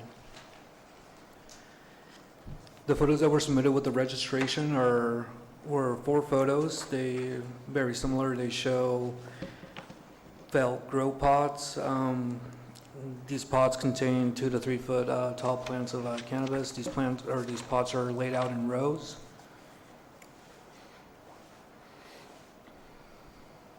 However, during a review of aerial imagery from June 10, 2016, it was noticed that the images provided are not consistent with what was going on the parcel on June 10th. So the aerials contradict the photos that were submitted, and Mr.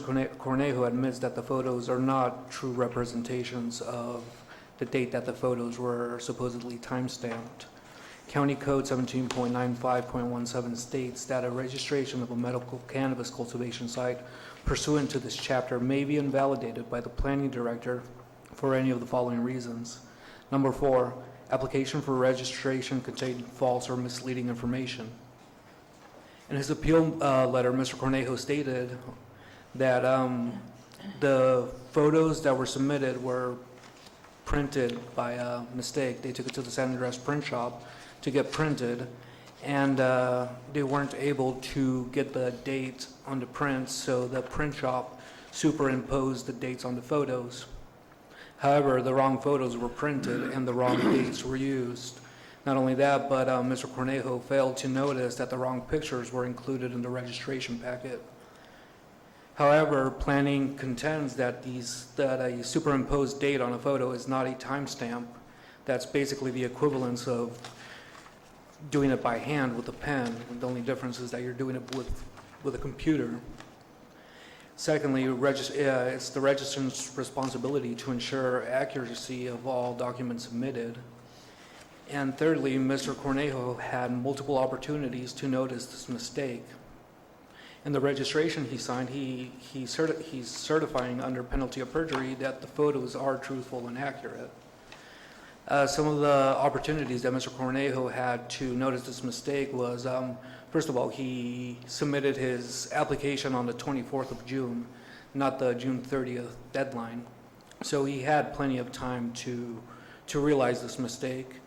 On January 24th, from what I remember, taking in registrations, there were lines, and people were at the counter for half an hour, and the lines went out the door. During that time, most of the registrants, what they were doing besides waiting in line was reviewing their registration, making sure that everything is accurate, making sure that everything that needs to be submitted is there. And thirdly, when the registrant was at the counter with planning staff went over every document that was submitted, including the photos, and oftentimes we would ask questions. One of the questions was, is this accurate? Is this what's going on the parcel right now?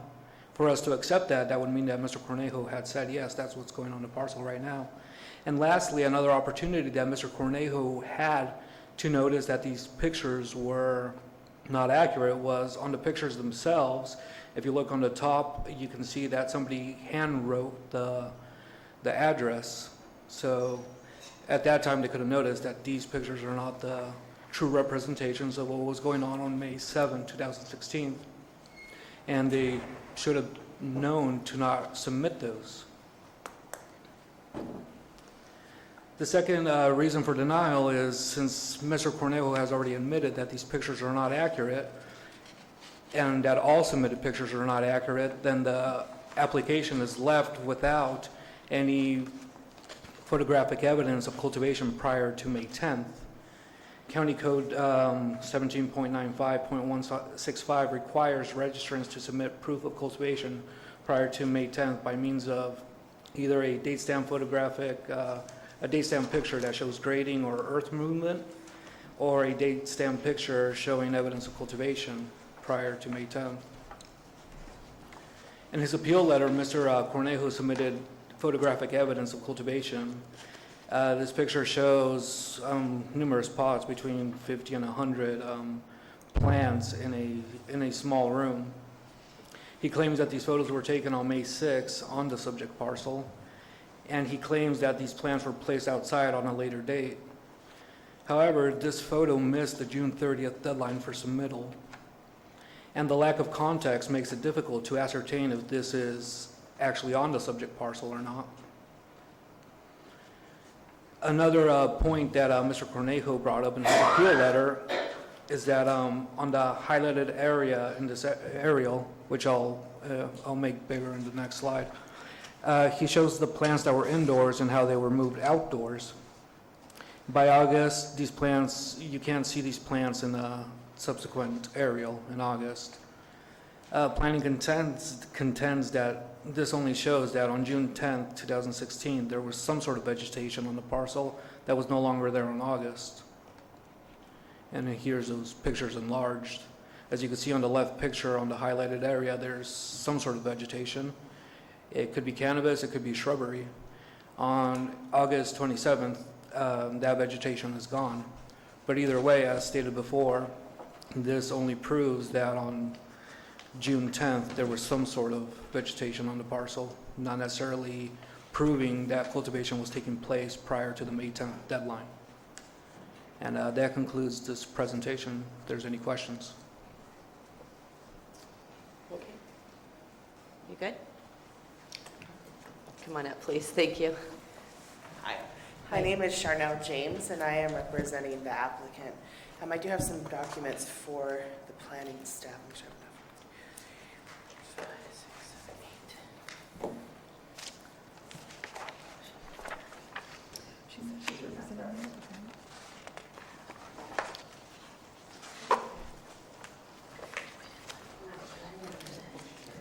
She said she's attorney.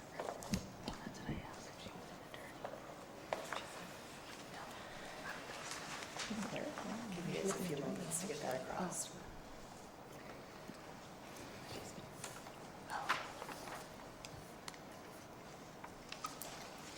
You want to pass this down?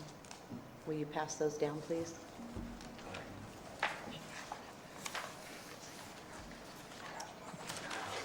Thank you. All the skills we learned in school, right? Right. First of all, I want to thank the commissioners for giving us the opportunity to present to you. A lot of what I'm going to be speaking is exactly what I have written in the letter. There is one thing that I wrote a typing error, and I caught it on my drive down here, so I hand wrote the change, and that's the date for the pictures in the veg room. Those should have been May 5th, not June 6th. June 6th were the pictures outdoors. So let me start by saying that this is not a case of someone being deceitful and manipulating date numbers and things like that in order to submit an application. My client, it works in a hospital up in Sacramento, and sometimes is not able to get down here in order to submit these in time to the county. In this case, he asked someone to submit those applications for him. The planner is absolutely correct. Had Joe been the one going in and submitting this application and pulling those pictures off that flash drive, he absolutely would have seen, hey, look, these don't look right. However, he relied on a family friend to go and submit this for him. These are not experienced land use planners. They're not experienced people in filing for permits.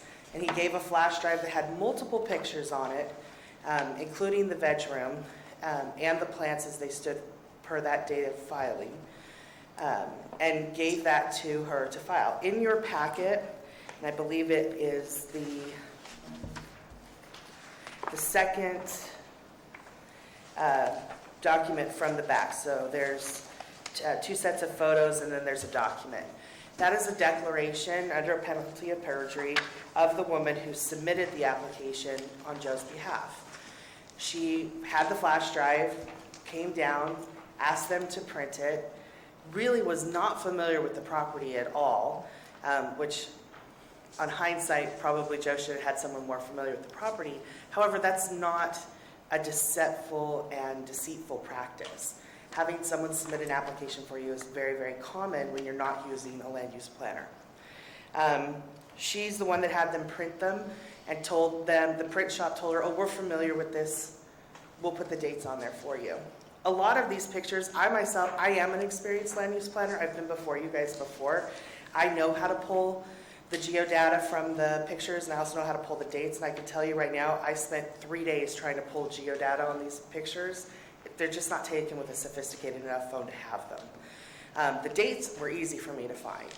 And the date for the room was in May. The date for the outside, there were some early plants that I have in here that we'll get to in a minute. They were taken in June, and then those aged plants were taken later towards the end of June. So there's a time frame of when these pictures would have gone. Had she had the right instructions, she should have printed all of the pictures and all of them be submitted. So I feel as on the grounds themselves for denying the application based on deceptiveness, I don't feel that there is sufficient evidence here to support that. Deception and misleading requires an intent. If you look at the word up in the dictionary, it's very clear. It's someone who intends to deceive or hide or to deceive the person who they're giving the information for. That's not what happened here. This was truly just a clerical error. And you heard the planner before, she made a clerical error. It happens all the time. We all do it. I made a clerical error. We all make clerical errors occasionally. What that does is that it puts us back to the second cause of the denial, and that's not photographic proof of the that there was cultivation on the property. I would start let me walk you through what we have going on this property. The very first thing behind the letter that I wrote, you'll see pictures of plants outdoors in pots. This was one of the pictures that should have been printed and submitted with the application. If you'll look at this picture, thank you for keeping that up, by the way. In that picture, do you guys have the pointer? Can you use it? Okay, so this area right here, you can see from the picture as it lines up that here, there's the plant line, which is the tree line right here, and then the plants that are behind it right here. And that's what this picture and the next two pictures all show. So that is in line with what my client stated to the planning personnel when they were looking at this. It's important at this point that you also take into consideration that the cannabis applications have been handled like no other application in the county.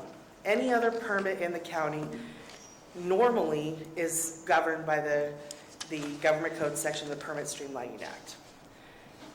The community as a whole and the Planning Commission and the Planning Department have all kind of decided that we're not going to push that issue because there were so many applicants and everyone's trying to work together to make this be a smooth system. But had this been a permit for anything else, the planner that was working on it would have seen the pictures, drafted an incomplete letter, called the person and said, "This doesn't make sense, I need you to clarify it." I've submitted close to 900 permits for various different properties, different things from cannabis to cell towers.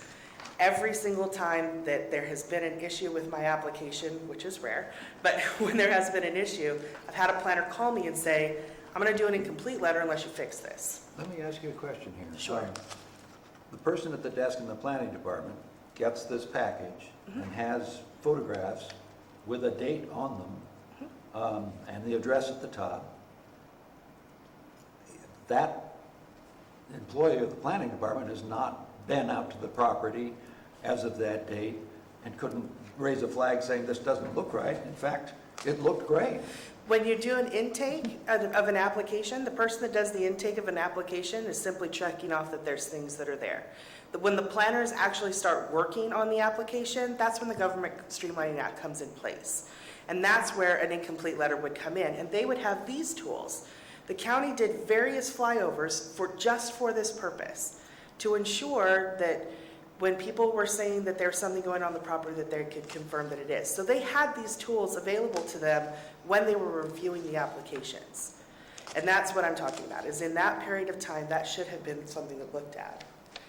I've also included for you, although it's not necessary, copies of the minutes for the meeting.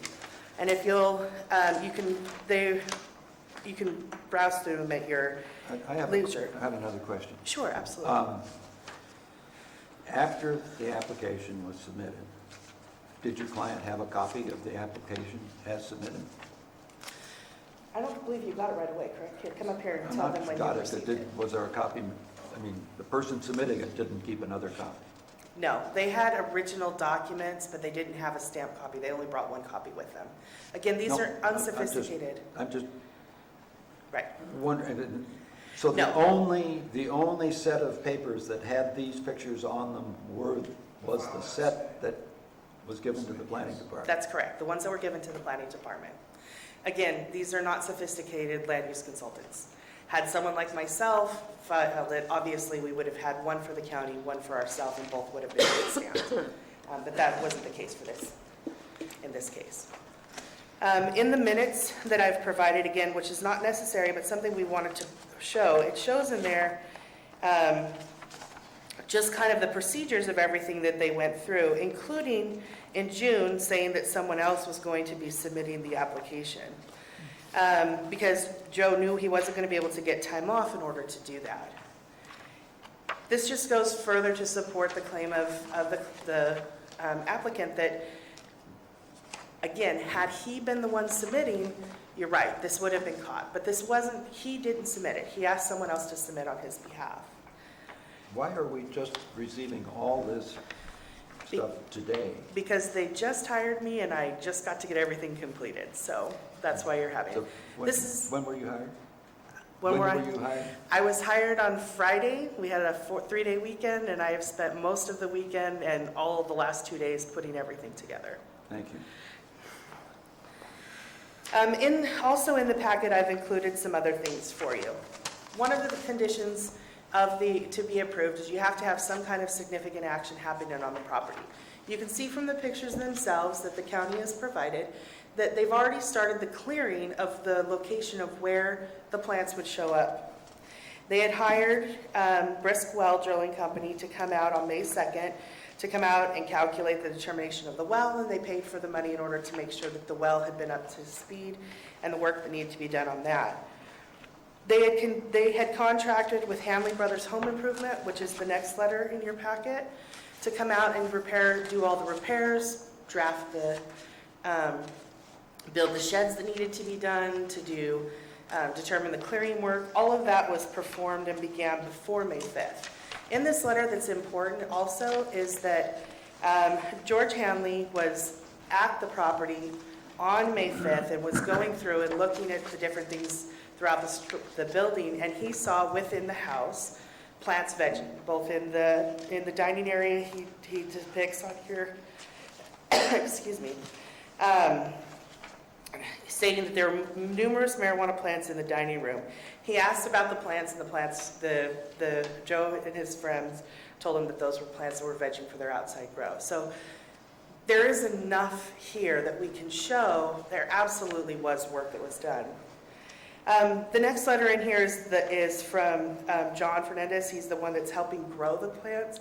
He's responsible for the watering. See, where are you right now? I mean, I'm sorry. I'm the letter dated February 10, 2016, to whom it may concern. This was a letter that was drafted early last year in order to discuss how things were going to be done. Actually, that should be February 10, 2017, not 16, of how things were done. So I just caught that error on that. So that should be the next letter. It says February 10th, 2016, but it was actually sent over to me on the 10th of 2000. It was emailed to them and then emailed to me. So, and what about now the previous letter, February 4th, 2016, from Hanley Brothers? That was from February 4th, 2016.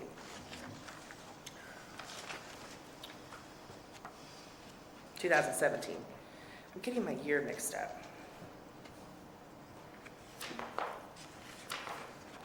The next set of documents then should be these photos, which are the room photos themselves. And I had them take a picture. Now this is the one that I was not able to pull geodata from. I wasn't able to pull geodata from any of them. I don't think they used an Apple phone. But I was able to pull the date that it was saved. This one was done on May 5th. This one was done yesterday. So this is the picture of the outside of the house that shows the window in correlation so that you could see the identity of and match it back to the building. All of these documents are submitted to the board so that they can use their discretion in determining whether or not this applicant had sufficiently started those things that were necessary to begin cultivation on the property under the code, and also to show that this was not an application that was said with the intent to deceive or to mislead the Planning Commission or the board. We're asking at this time that you take all of these things into consideration and uphold the appeal, deny, I guess you can't really deny the denial, right? Reverse the denial and to grant the permit as requested. And then I can answer any questions that you might have further. In the letter that was written by Trudy, she states that she told him that she was not aware that specific photos needed to be printed. I told them I thought the photos on the thumb drive were all appropriate. So, but she didn't print all of the pictures on the thumb drive. That's the problem. Said the only thing she had was to check to make sure that they were clear and that they had a date. Again, she didn't submit or print all of the pictures that were on that drive. She picked the most clear ones. The the three first pictures that Yes. you submitted with your letter, Yes. those were taken, what date, May 6th? No, these were taken on June, let me double check the printing image. I believe they're June.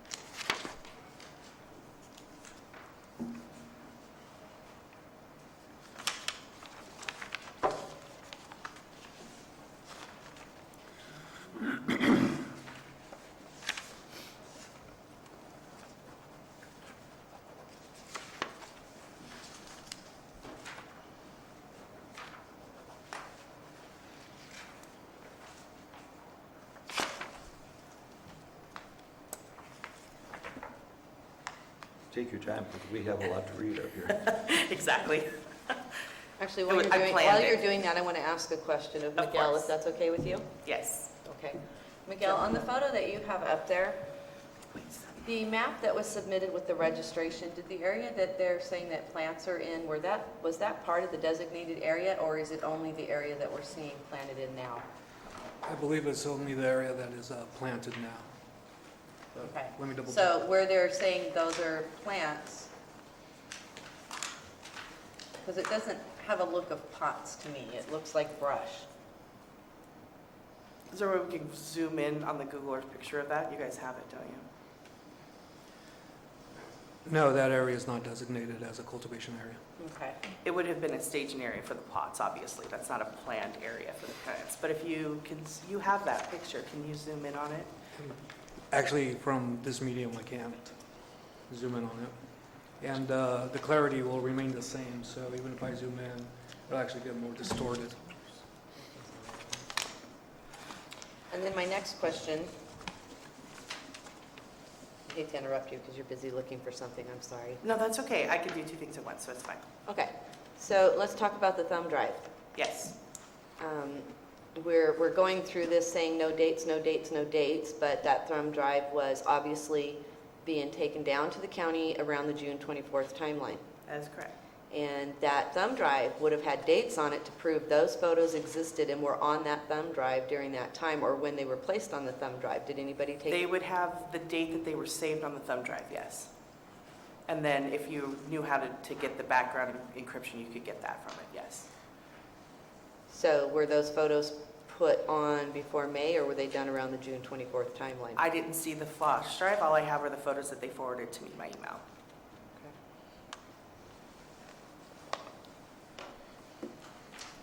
I have a question for Miguel.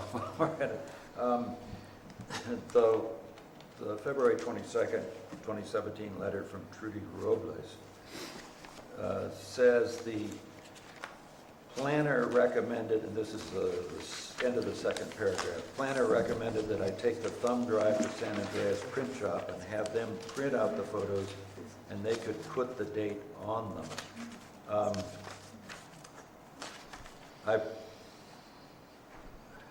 How would you interpret that statement, and how would that? So the way I would What go. were the various alternatives that might have been going on in that conversation? The way I would go about it is if somebody came in and said, hey, I have these photos, but I don't know how to get the dates down. I don't know where to print them. We would recommend, hey, go to the San Andreas Print Shop, and they have means to actually get the metadata to show the date of the photo. By no means did we mean go to the San Andreas Print Shop and have them put a date on the photo. Yeah. Rather, extract the date. But a person that was not totally clear on the technicalities might interpret such a statement as, put the date you think it was on it. I mean, I guess it's possible. But it's clear that you would, you or nobody else behind the desk would say, put the date you think is appropriate on it. Definitely Put not. the date that's No. part of the data with the photograph. No, we'd say get the data extracted.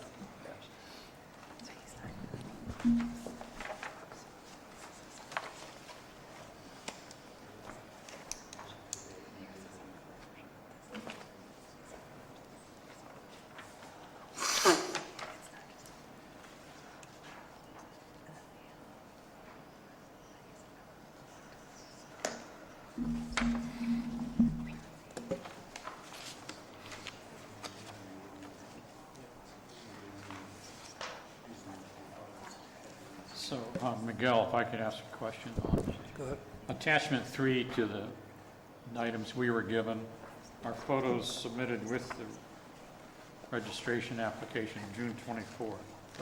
So those, 5 is it? 1, 2. It's like 5 photos. That's the only photos you received, or the planning department received? Correct, that's all the photos that were submitted on June 24th. And so those photos should have satisfied subpart 3A or B, date stamp photographic evidence of the grading or earth moving, or in B, the evidence of cultivation. They did satisfy it until it was shown that they were not accurate photos and that they were not taken prior to May 10th. We'll keep you busy for a while. Oh, excuse me. Do they, if you were just to look at the photos and forget the fact that there are plants in them, does it show that the dirt area has been at least prepared?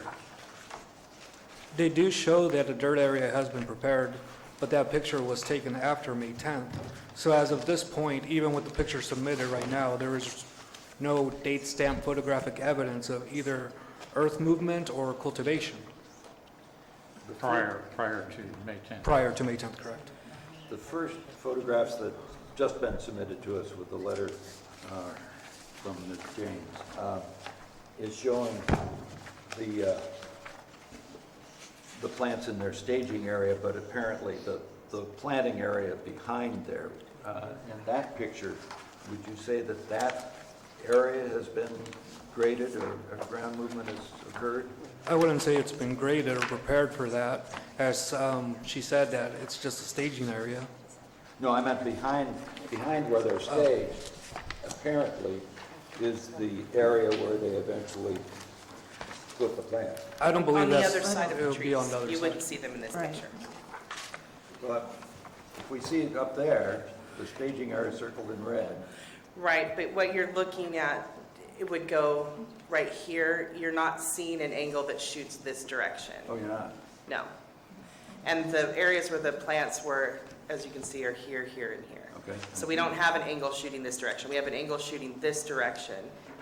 We have 3 pictures shooting this direction with the plants in that background.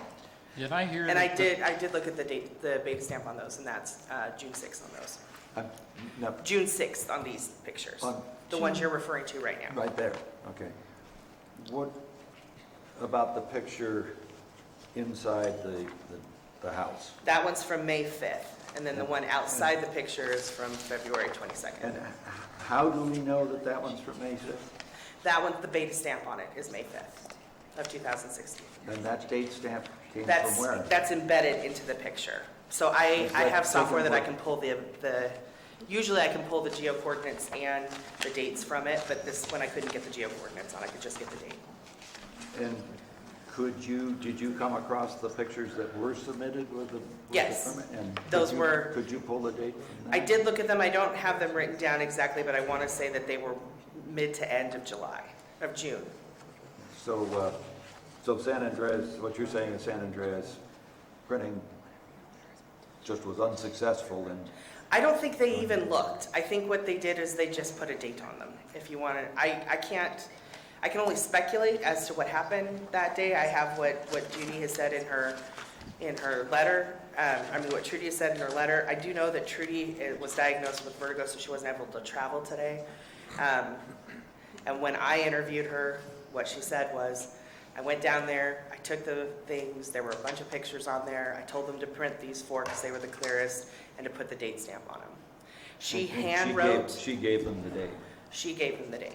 Now, she hand wrote, you'll see on the application, can you go back the 2 pictures that have the handwritten?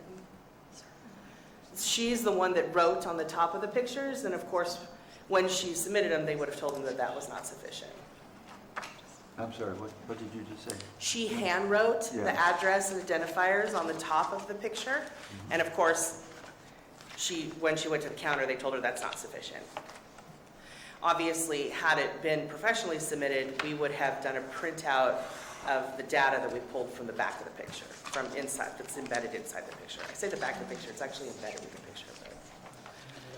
Did I hear you or Miguel say that the thumb drive was actually submitted with the application? It was, but of course, they don't have the ability to pull things off of a thumb drive. My clients are not. Would there have been other pictures other than the 5 that we've seen printed? Well, we don't have the thumb drive. They might have tried to submit the thumb drive, but we wouldn't allow it because county policy does not allow thumb drives from outside sources in our Right. computers for risk of viruses. So that's why we said go to a third party and get them printed. You sent them to the third party? Not me specifically, but planning staff. Miguel, is there a way to tell whether a date on a picture is actually the date that's in the data with the picture, and can that be changed? It can't be changed. Once it's in there, I can answer that question because I'm very familiar with how the photos work. The stuff that's embedded cannot be changed. It's embedded. So there is no way to change it. You know, that brings to mind an idea, and I'm not sure if Planning Commission if the planning director and planning staff is open to this, but we could do a brief recess till the next planning commission meeting, and I can provide the thumb drive with those digital pictures to you. I think that would answer the question pretty clearly. You probably want to bring in your own computer and plug the thumb drive. Well, yeah, no, exactly. Actually, yeah, that's a I good point. have some I'd be happy to drive down here and meet with them and let them see I have that. some questions first. Looking through the documentation, I was looking through the corporate notes, and one of the things that I'm looking at is that the board voted as the sole proprietor or sole owner, to lease the property, and the lease was signed on May 2nd. The pictures of the pots that you submitted are May what? 5th. So, They would have been transported and put on the property. okay. So in that 3-day period, from the time the lease was signed, we went in the door, we had already had all that set up? No, what would have happened, and what did happen, and I'm sure that Joe can come up here and confirm that, is they would have signed the lease, they would have brought the plastics, it would have taken about a day to tape off the room, get all the plastics in place. They would have transported, which would have taken 2 to 3 hours to transport the plants, put them in the room, and get the lights plugged in. It wouldn't have taken more than a day or 2 to put that in there. Okay, and the other pictures outside showing the big plants, there's no dates on those either. The big plants were later in that month, and unfortunately, I didn't write those dates down, but that's something I could absolutely, if we need to. Okay. And maybe this is a question for the planning department. The corporation was set up as a sole director for California Enterprises. That's correct. And several organizational meetings were held. And then it changes to Akash Lal will lease 1151 Glory Lane. Is Akash on the application?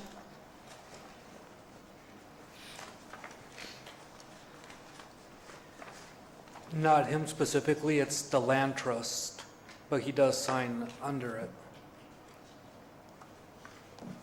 Okay, so when you have a corporation and you've got the corporation basically owning this grow site, those corporate people like Akash don't have to go through a background check or be on the application? As a landowner, I'm not sure if he would have to or not. No. Not as the landowner. He's not in the corporation, he's the landowner.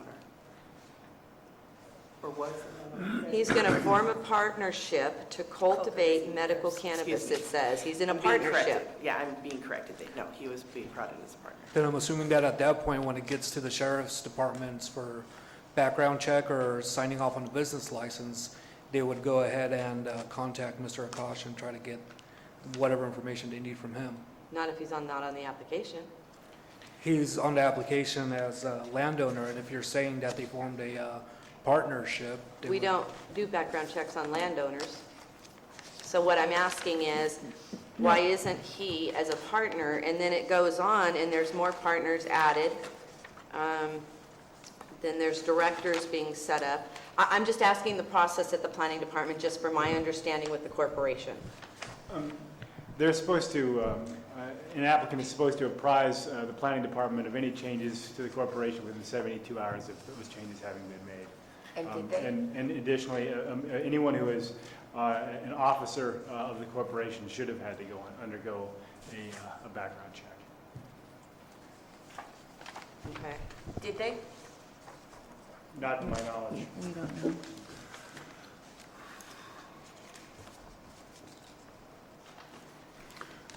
Ms. I'm James? sorry, you'll have to point out to me where you're seeing that they're being added is. I don't show them as being, Well, it goes from, I it show them having members. says partnership on page, the one dated April 6th, California and Akash Lal form a partnership to cultivate medical cannabis, item number 1. It is resolved. So he was added as a partner, am I correct? He would be a partner with Canna, California, but it wouldn't have made him a director. That would have been an operating partnership. And the next space, I see collective members. Collective members do not I mean understand the that- collective member portion of it. I'm just trying to figure out the partnership part of it. And we're purchasing all these supplies on April 6th, but we don't take it in possession of a lease until May 2nd. I'm just confused by the timeline on some of these minutes. Well, it would be, I mean, I could have Jed speak directly to that if you'd like, but generally, there's a period of time where the partnership is coming together and agreements are being entered into and things are being prepared in order to go forward. I can tell you for myself, it takes me anywhere from 2 to 3 weeks to draft a partnership agreement to make sure that it's legally binding in California, given the federal regulations and the state regulations. So to me, that doesn't seem unusual at all. That's a typical time frame. Joe, do you want to add anything to that? Okay. She wants to know about the adding into the partnership with the property owner. And that was his benefit to the land. Were you able to hear him? No, I can't hear him. Yeah, he would need to speak into the microphone, please. I was saying that he was factored into the partnership because he was the landowner. That's why we had brought him into the partnership as being landowner. That's how we interpreted him being part of the partnership because he had a part of him being the landowner. Just like when you said he was signing. I'm sorry, can he step up to the mic there, please? In the instance when we signed in the packet that we submitted, he's the landowner. That's what we meant by. We were just wanting to be covering that he knew about what was going on, so we didn't have any. Is he a partnership in the corporation? Or is he just on the lease? I'm not sure. I'd have to look at my paperwork. I'm not for sure how that would. I'm not sure how that's set up. I didn't do the paperwork. No, I understand. You said you were just hired, so I understand. Yeah. Well, it looks like the Gorley Land Trust is the actual owner. Is that right? Yes. And then the Akash Lai, Would- or yeah. Lao, is the lessee? No, I'm sorry, say that again. On the April 6th minutes, item 2, Akash Lal will lease Gorley Lane to cultivate medical cannabis. So Lal, I guess it's a male person, is the lessee. The lessor is Gorley Land Trust, and then the applicant is the No. California Enterprises. No, The California Asian Inc. is the tenant, the leasing. The trust is the leaseor, and Ali is the authorized agent for that, or Law is the authorized agent for that.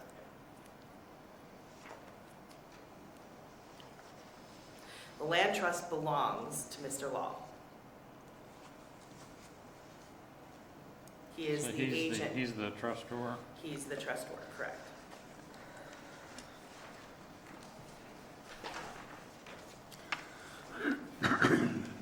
So when it says he'll lease it, you really mean he'll lease it to Correct. California or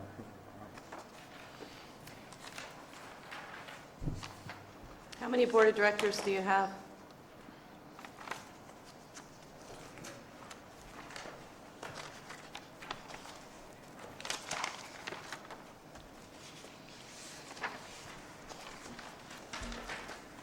Who is the sole, let me rephrase my question, who's the sole director of California Enterprise? Me.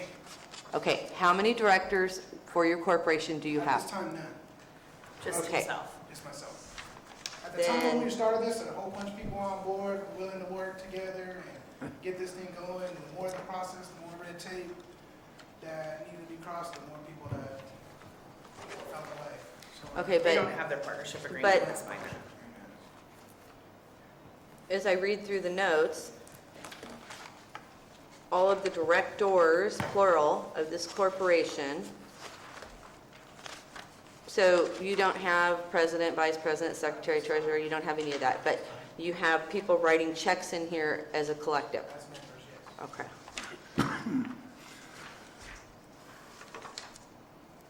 So when it says in here in your minutes that he's a partner, you don't know what that means? No, I mean, as a partner, yes, he is a partner as he owns the property, so he will be receiving his portion of the Again, sir, property. please speak into the microphone. Sorry. Thank you. Yes, he is a partner as in he owns the property, or he is in charge of the property.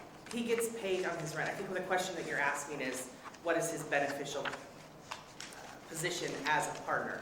The partner beneficial position is he gets a percentage of the grow rather than monthly rent. I think that's the question you're asking, correct? He is receiving his amount. He's getting based on- profits. Yes, profits based on him owning the property. So can I ask a slightly different question and get back to the question, the issue of the dates and the photos and the evidence? Miguel, does the planning department or whoever, does the planning department have a policy about a mistake on an application? If someone then, perhaps you've had this happen in other cases where the date was wrong and they come back on July 1st and tell you, oops, that date was wrong. The only time I've heard instances of that is during appeal hearings such as this, where there's spots in the submitted photos and then on the aerials there's not, and whoops, it was a mistake, I submitted the wrong photo. That's one of the instances I've seen. About perhaps a month ago, somebody submitted a letter to the planning department asking to remove a photo that they submitted that was submitted by accident, and that is on the planning director's desk, and he'll make a determination of what to do with something that was submitted by accident. Well, one of the arguments council was making was that the planning department routinely, in her experience at least, allows corrections, clerical errors, whatever, in other situations. And I know we have had some cases where, maybe I'm wrong, but I believe the fences weren't complete and other physical things hadn't been done. So the inspector says, okay, I'll come back in 2 weeks or whatever. There's follow-up deals, which sort of sounds like a clerical error kind of approach to this thing. I think that would be more of a question for the planning director, but I think in this case, we're looking at misleading information. So the dates that were superimposed on the photos are clearly not accurate. It is the applicant's responsibility, and they had ample time to put together an accurate packet. The ordinance was adopted when? May 10th? This wasn't submitted until nearly the end of June. So they've had at least 5-6 weeks to put together an accurate packet. And why all of a sudden these photos appear that are, clearly indicating or intending to indicate that the photos were taken at a date prior to May 10th, when in fact they were taken probably a whole month, if not 5 weeks later than. Well, let me make a clarification. First of all, I'm not saying that all of these photos were taken before May 10th. The only one that was taken before May 10th was the veg room.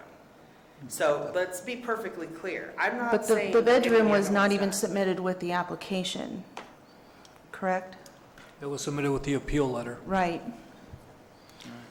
I have a question on the letters, like from Hanley Brothers Home Improvements. Now, who drafted these letters? That I don't know.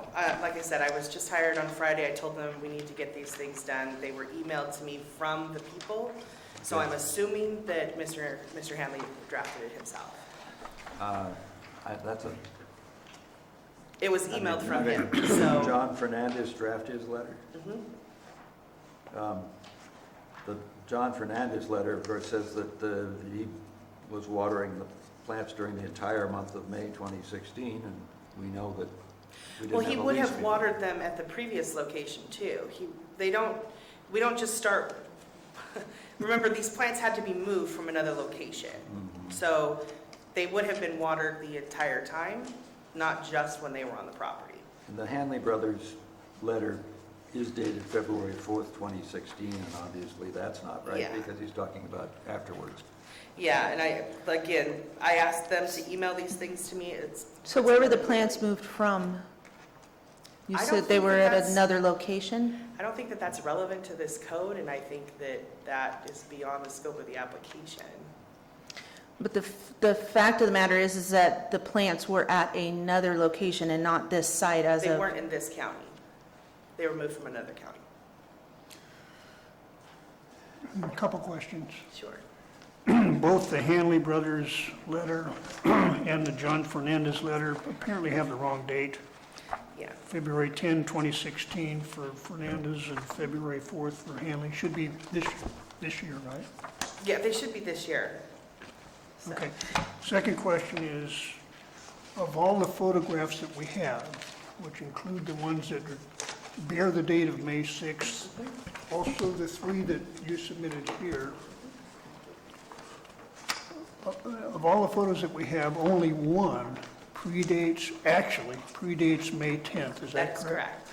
And that's the indoor plant photo? That is correct. How do we know where that photo was taken, where those plants were? That's why I had them take the second picture that they sent me, and I told you that was taken yesterday. That's the outside of the house, and you can match up the windows.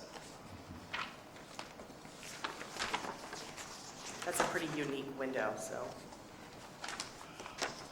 You'd have to look far and hard to find a duplicate, right? I would definitely, and I wasn't hired long enough to do that, so. Maybe if I had 3 weeks, I could do that, but. I think Commissioner Rooster still has questions. The plants that are shown in that indoor picture, does that comprise the entire universe of plants that were eventually placed outside? No. So there were more plants that wound up being placed outside than what's shown in this picture? That is correct.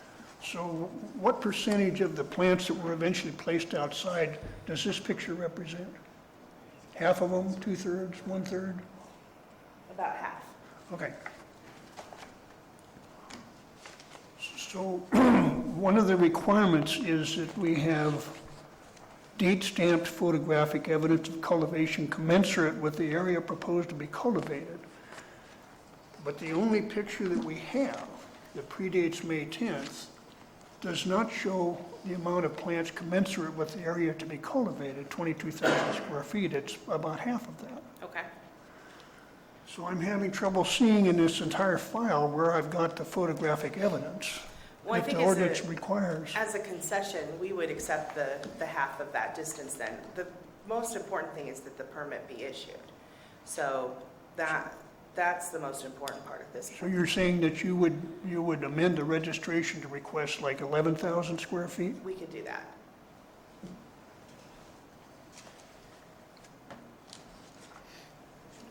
I'm having an issue with all the dates, even the stuff that she submitted today has wrong dates on it. So, Again, I was hired on Friday. It's a 3-day weekend. I had literally 2 days to work on this. I told them to get everything together to send me the emails. I went and spent a lot of time going through the photos to pull out the digital information. It's not easy to get. It takes some time to pull all that out. There's a lot of work that goes into this. I didn't look at the dates. I looked at the contents of the letters to make sure that they were accurate. I was emailed the letters by the people who wrote them, so I didn't even think to look at the dates. Go ahead. I'm sorry. well, I'm just saying, I work on a computer all day. When I type a letter, it puts in the date. So this was dated February 4th, 2016. But not everyone has that type of computer programming experience, so. I have a question for the planning department. We have a lot of new information that's hit us here that you haven't had a chance to evaluate, and we haven't had a chance to evaluate. Would the planning department be willing to take the time to evaluate this information and make up its mind as to what it thinks is credible and not credible, and come back to us with this? I think that would be for the planning director to decide. Well, the issue with that is that if we get back to the original resolution, it states that we did not have appropriate date-stamped photos, and that boils down to the entire issue. And today here in the appeal, we still don't have an appropriate date-stamped photo. So the whole thing, if we want to bring it all back and get away from all the new stuff, if we look at what's new being presented against this appeal based on the denial, the only thing that's being denied is the fact that the photos were wrong, and they did not bring us evidence today showing a photo date stamped properly. So that's what this boils down to is... Right, but the problem with that reasonably, and part of my interruption, Madam Chair, I don't mean to be disrespectful, but part of your position and as the board and the commission, you're entitled and allowed under your own code to be able to review any new evidence or anything that is available, including things that we bring forth today. And nothing you brought forth today has a date on it to prove to us that a photo has been properly submitted. That's what this is boiling down to.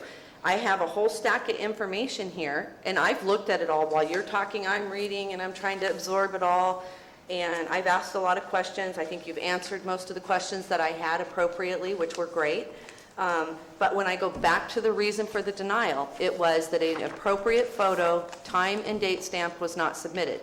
Today here in this appeal was the opportunity to bring the proper date stamped photo to us so that we have the opportunity to say, oh my gosh, you know what, they have submitted the evidence, a mistake was made, but I have nothing before me that takes care of that denial. Again, I addressed that in my discussion with you. These photos weren't date stamped. Everything got pulled from the beta information behind it. There is no way to pull that beta information and put it on the picture itself. Okay, so I would have to do the exact same thing that the copy center did and imprint that date on there, but it would be based on my research of what it is. That's not what you're looking for. These are unsophisticated photos. They don't have geodata on them. It was a pain in the butt to pull the dates out of them. The and urgency there is no way to ordinance print it. clearly stated And you have date clear and photo discretion stamped to photos. review it. And I have nothing before me to... Except for my testimony. That's As an it. attorney. And you've who only has been a hired code. for 1 week, so how does that go back to May for me? It doesn't. It goes back based on my research and what I have testified is the work that I did on these photos. And your testimony was, I couldn't pull a date. No, I couldn't pull the geodata. I pulled the date, but I can't imprint it on the pictures because they're unsophisticated pictures. As I understand it, we have a situation where you could bring in your computer with the thumb drive on it, demonstrate to the planning department that this photo was taken on May 5th, backed up by the contractor's letter saying he was there May 5th doing... I could bring the contractor in person if if the board would like. So that, I could bring that would be the your establishment gentleman's- of the fact of May 5th and this picture.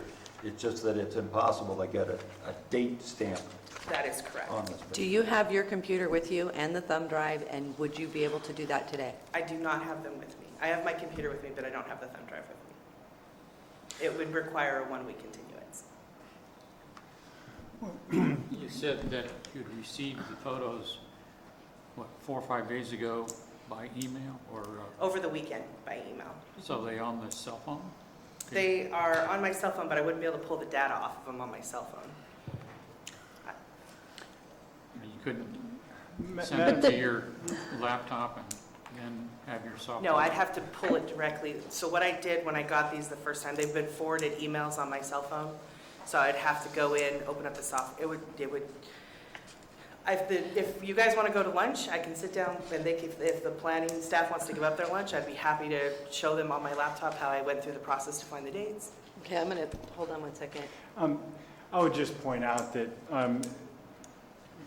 along with the application, photos were submitted that had a admittedly incorrect false date on it, and further that you've received all of this further documentation, and only one photo was taken before May 10th. And as Commissioner Wooster pointed out, that photo does not show cultivation commensurate with the area to be cultivated as is required by the code. So even if we were to verify all this information, the application did not contain adequate proof of cultivation commensurate with the area to be cultivated, and it did contain photos which had false and misleading information on them. So that, I mean, if planning were to embark upon an investigation to seek out and obtain and verify all information that an applicant would want us to look at for every single application, this would be a never-ending process. And as you know, it's already extremely time-consuming. It's taken many months, and we're not done. And so if we were to do this with every application, it would be incredibly burdensome. Well, my counter to that, though, is that under the government code, you have an obligation to process under the Permit Streamlining Act in a timely fashion. And while that hasn't been pushed thus far, it absolutely could in this case. And the applicant has a responsibility to provide us with accurate information as requested in this, in the process. Well, I guess I'm still hung up on the proposition that even if we had date stamps on all of these pictures, the only one that predates May 10th, if I understand it, is the indoor. That is correct. So it really doesn't take us very far to verify the dates on the other pictures because they don't precede May 10th, which they have to. So now I'm left with the issue about this picture and how we verify the date. And Well, I think, I do have one that has some yeah. printing on the May bottom that I approach? can't make out, and I'm not sure exactly what it says or how it got there. Your, Madam Chair, may I approach, because I need to look at that picture. I think that that's one that they printed where they did a screenshot that showed the dates on it. It's in the Commissioner packet from the are you okay with? May I approach? It's not on the one that you submitted, No, Ms. it's James, not. it's this one here. Yeah, okay, so this is a screenshot on it. Why don't you come back to the microphone so everybody can hear you? Just keep that for a moment. Yeah. I'll give this back to Commissioner Wooster, just one second. So on the very bottom of here, this is an actual screenshot of the photo. And it shows the bit picture of it. It has the identification of it, and it does have a date on there. And if you see on there, it says 5/6/2016. It looks like 4 a.m. or 9 a.m. 9 or 4 a.m. That's what I thought I was seeing. Okay, so then that resolves itself down to two issues. One, this picture did not come in with the application. That did not. It came in with the appeal. Came in with the appeal.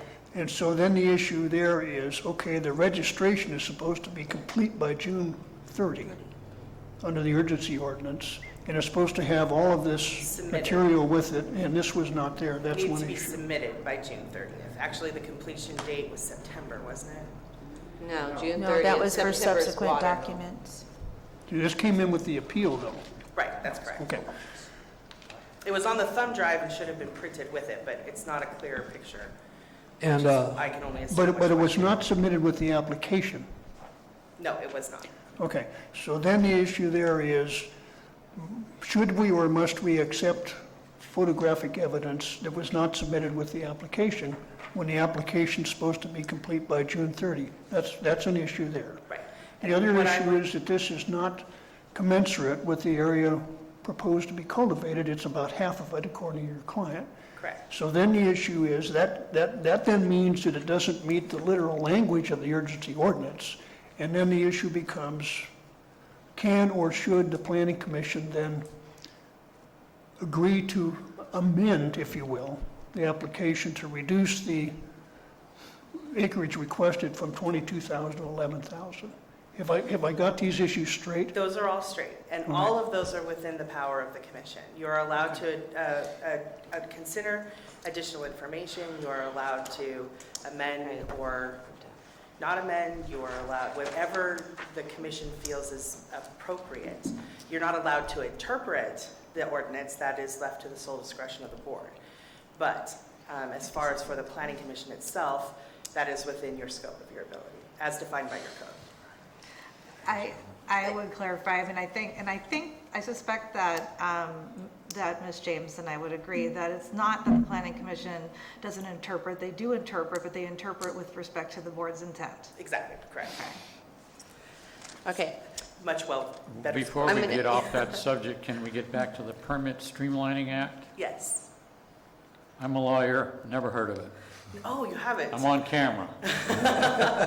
You're not a land use attorney. So a permit streamlining act is actually something that land use attorneys use all the time. It says that once an application has been submitted, the jurisdiction has 30 days to determine whether or not the application is complete or not. If they have not completed it, it is deemed complete. If it is not acted on once it's deemed complete, then it is deemed approved. All of those are specific timeframes. You do have to invoke the Streamlined Permitting Act, which is why I brought it up in today's appeal. But it is, and it was recently amended as late as 2007, I want to say, where it shortened up timeframes and set it to that 30 days. And you can do an incomplete letter in that 30 days, and it resets the time when someone resubmits things. So it's Okay, it's something we use. I'm going to rein this in a little bit now. Do you have any new information that you want to submit to the commission? No, other than I've already submitted. Thank you for your time. Okay, thank you, Mrs. James. Okay. We need to go to public comment. Does anybody have any public comment they would like to speak to on this agenda item? Okay. Any rebuttal? The only thing I wanted to clarify is that the picture submitted here, this is not a true screenshot per se. This is a picture photocopied over another picture on the bottom. You can see how it intersects these two other pictures and it's hole punched. So that wouldn't show up if it were a screenshot. Just wanted to clarify that. Okay. Does that make sense to you guys? Well, I would think that you could do a screenshot But you're not going to get a date off of a screenshot, is what he's trying to tell you. unless this is what was on the screen. If this whole thing was on the screen, and you started your cursor up here and went down there, you'd get a screenshot. But you wouldn't get a date. Well, no, I mean, all including that. I was just pointing out on the ones with this one on the bottom, that this image right here is actually a photocopy on top of this image. And as you can see, it has hole punches right here from the 3-ring binder. And this is the one that's submitted with your staff report. There you go. Okay. All right, I'm going to close this comment and bring it back to the commission for discussion.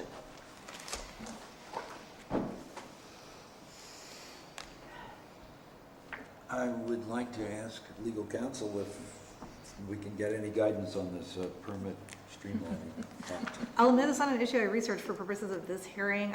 I question whether the Permit Streamlining Act would apply to a registration process under an urgency ordinance pending an EIR for a permanent permitting process. I'm not sure that that would apply here.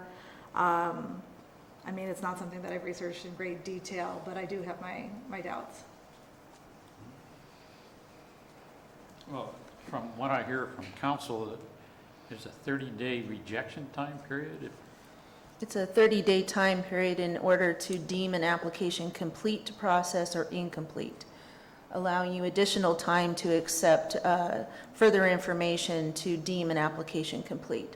So any other application, we have that 30-day time frame from the time that we accept an application over the counter or through the mail, date stamp it, we have 30 days to actually deem that application complete to process or incomplete, and therefore requiring additional information within another time frame. And I guess, the other question, I think Commissioner Laddish brought this up, is, whether, given the fact that, would it be reasonable for the planning department to understand that the application wasn't complete when the information, quote unquote, correcting it only comes now? I don't, again, I'm certainly not in a position to advise the planning commission that the Permit Streamlining Act would somehow limit your discretion in this case.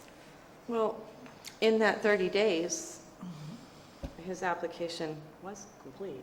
Well, it was technically complete until we realized that there was false and misleading information provided in that registration packet. At the time that we were accepting registration, there was absolutely no way to verify that everything in that registration packet was indeed accurate and true. That's the whole process, and the fact that it's taken us this long to get through all of those registrations and being able to look at them and line for line, word for word, and be able to compare them to the photographic GIS imagery that we had available to us. And as we're going on, we're still having that process. We've still got new photos that are still available to us now that weren't available to us on June 30th. So the process continues. So I would agree with Julia's, although it's a real thing and it does exist and it does apply to all of our other applications, I would probably venture to guess that it doesn't apply specifically to this urgency ordinance and this registration process, but here again, that would be Well, for me, that would be a serious issue because we, through the urgency ordinance, not a permanent ordinance, we did not require them to do things that a permanent building permit planning process would require. They got their EIR waived through the urgency ordinance. So until we have something that's permanent that we're working on that includes all processes through the county, I don't think the urgency ordinance could ever meet those guidelines. So many things were waived. They didn't have permits on their hoop houses. They didn't have permits for their wells. Everything was just done. They didn't, this whole thing started out with, we had an urgency ordinance with health and safety issues in our county that had to be implemented immediately to stop the chaos. I'm not disagreeing with any of that. I'm just questioning, is there a law out there that we should have reviewed that may apply? If it does, I think we need to know that. It may apply. I'm venturing to guess that it doesn't, based on the fact that the urgency ordinance was in place, and the whole process is that we were verifying what was existing prior to issuing an actual permit, where all of our other applications are just the opposite. So you don't commence the use and then come in and ask for a permit. All the other applications, you actually come in and get a permit before you commence the use. So this was just the opposite of what our normal processing application process through the planning department consists of. I think I would feel a lot more comfortable in voting on this after I get some definite legal opinion on it, but that's just me.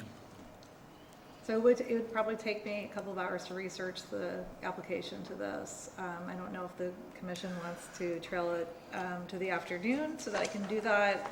I can't guarantee. I don't know how complicated the issue would be. So it's up to the commission how they want to proceed in this case. I also just have a question as to whether this is ripe for decision. It's unfortunate that we got all this additional information this morning. And I don't know if I should ask, if the planning department, with the current information, including the date that appears on the bottom of this page that was submitted with the appeal, which apparently does apply to the small version of the picture. the planning department is ready to accept without any further investigation, that that picture was indeed taken on May 5th or 6th, anyhow, before May 10th. If that's the case, we still have a question as to what to do about it. Well, to hear today, the question is simple. On June 30th, was the application complete? Were the photos submitted proving that this cultivation was taking place at that time? The answer is no. On June 30th, the application did not support the photos with date and timestamps per the urgency ordinance. This is what we're voting on today. I don't know, we seem to be going in 30 different directions, and the question before us today is we're denying this appeal based on the fact that the application was not complete on June 30th with the evidence that is supposed to be completed and provided to the planning department. That's why we're here on appeal today, so that they could bring us the appropriate photo with the date stamp, and that has not been done. So if we took every single appeal that we have gone through, and we're going to continue to go through, and we decide we're going to give you 2 more, 3 more, 4 more weeks, everybody before us that didn't get that opportunity is going to be unjust. And it is not my responsibility to submit a date-stamped photo. It's the applicant's responsibility. And I cannot, I mean, when I look at this resolution, the way that it is written before me, was the application complete? No. Was the appeal brought forward and was the picture clarified with a date stamp? No. So I'm not willing to take every appeal before me and go 3 and 4 weeks out for further investigation. That's where I stand. Yeah, it just would be the other question we would decide is, does it make any difference if we are presented with what the actual, I won't say actual facts, what the facts were, and does it make any difference if we accept that the facts as stated by the applicant? I agree with you that on its face, this did not meet the ordinance, and the question is, does the ordinance intend, with the Board of Supervisors intend any special circumstances to have us look past what was actually in the application? That is why we're here in an appeal, so that they can bring us the evidence to overturn the decision and say, okay, we are now submitting you the correct information so the commission can say, I have before me evidence that it was done properly, and that has not been done today. So, I mean, it's not our job to continue to do investigation after investigation after investigation. It is the job of the applicant to submit it by June 30th. They have an appeal process once they're notified. That's been done. The information is still not before me that I can see. So I think the decision, if you all feel differently, that's fine. That's just my opinion on looking at this. I'm looking at the facts before me, and the facts do not meet the urgency ordinance. That's my job, to rule on the urgency ordinance, not to do investigation work for somebody else. Let's see what... I'm not clear what further legal research would contribute here. I don't know that there's anything out there that would change what we have to do with the urgency ordinance. If there is, I'm not getting it. The only way that I could see possibly to do anything other than just deny this appeal would be to say that there was a clerical error, that the wrong photo got submitted,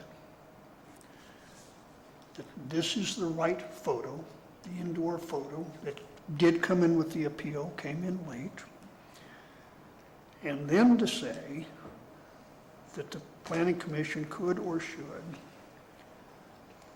grant the appeal to the extent only that these plants shown in this photo, which is say about half of what was applied for,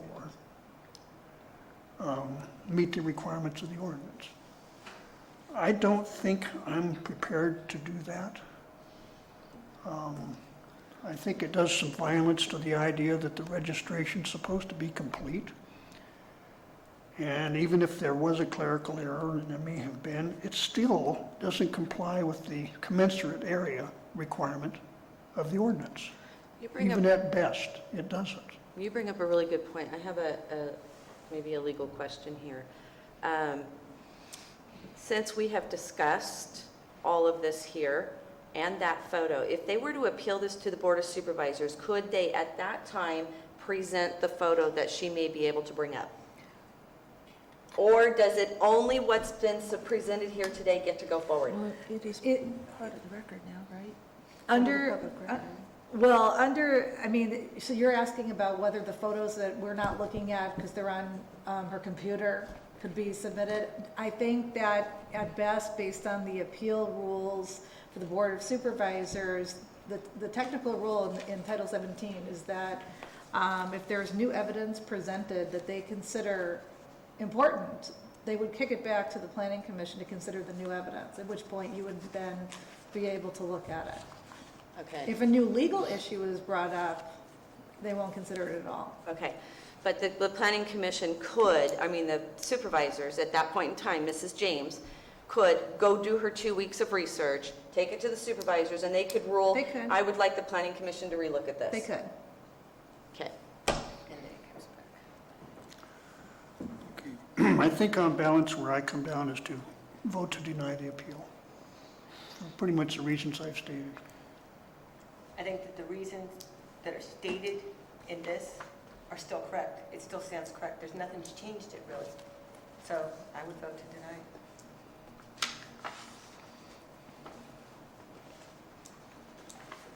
I think I'm going to abstain. I don't have enough information, and I simply cannot blanket deny the appeal. And to say that we have to pass it on to the supervisors, possibly to send it back to us, I think we can resolve it, but obviously I'm in the minority. Well, I have the feeling that if indeed the result might change, if we send it up to the supervisors, they take a look at the new evidence, and they could send it back down to us. I don't think we're doing the supervisors any service if we could direct the planning department and applicant's counsel to get together and represent this case to us with whatever new evidence they can present. I don't think we're doing the supervisors any favor by costing them time for the same end result. What I don't understand is from the planning department whether it would make any difference. I think what I remember you saying, Miguel, and I don't want to misquote you, was that it'd be up to the planning director to decide whether if you could establish clearly that this photograph was taken on May 5th or 6th, and that the planning director or the planning department accepts the facts that were presented, that it was all just a can of worms as far as the person that was presenting these pictures didn't know what the pictures were or what the significance of them. So, if all those facts were to be determined in favor of the applicant, would that make any difference in the point of view of the planning department? Accepting your hypothetical that that photo could be assumed to have been taken in May, before May 10th, it would not be adequate evidence to support a cultivation of this size. As Worcester pointed out, it has to be date-stamped photographic evidence of cultivation commensurate with the area proposed to be cultivated. But if they would agree to half the size, does that make any difference, or are we just, is this just? But they actually twiddling our cultivated thumbs? more than this. I understand. Yeah, no, they would, we would be basically, they would have had to amend their cultivation size prior to this point. We wouldn't, say, okay, well, your evidence is inadequate to prove what you asked us, where you're claiming it proves, so we're going to amend what you applied for to comport with the facts that could be supported by the evidence you proved, and that would seem us to be a stretch. Under those circumstances, I'm prepared to vote to deny the appeal.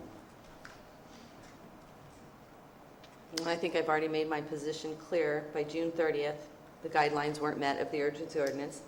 And today, under the appeal, we are still struggling to have the information brought before us with the date stamped photo. It was denied for that reason. It's still not before me. So I will continue to go in that direction.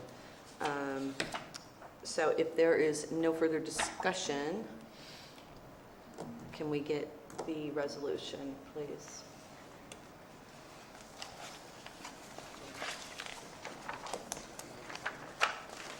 Staff recommends that the Planning Commission adopt Resolution 2017-009, thus denying 2016 384 appeal, thereby upholding the Planning Director's determination to deny application 2016-384. Thank you. So moved. Second. Okay, all in favor? Aye. Opposed? Abstain? Abstain. Okay, thank you. Motion carries. This action may be appealed to the Board of Supervisors within 15 calendar days from today.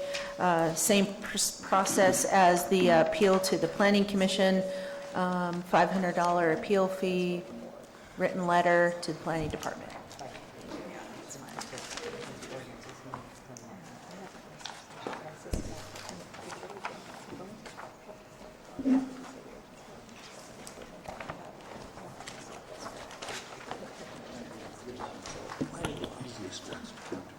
I know, right?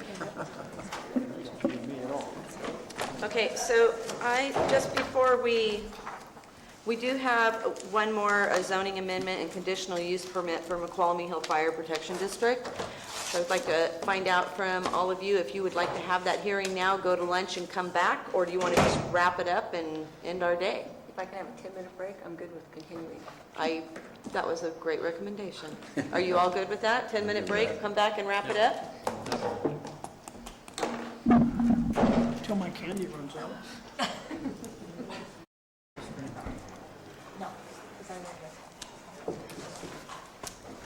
Okay, we're going to bring it back to order here. And the next item is going to be the zoning amendment and conditional use permit for McQualmie Hill Fire District. And I'm assuming, Scott, you're doing the presentation on that. Yes, I am. All right. All right. Like you said, this is a zoning amendment and conditional use permit for McQualmie Hill Fire. This is project number 2016-017.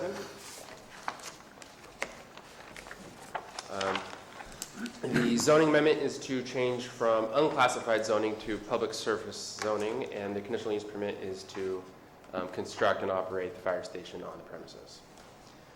It is located on Main Street in Paloma, not far from Paloma Road,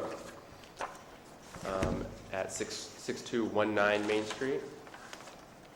Here's an aerial photograph of the parcel. It is currently vacant.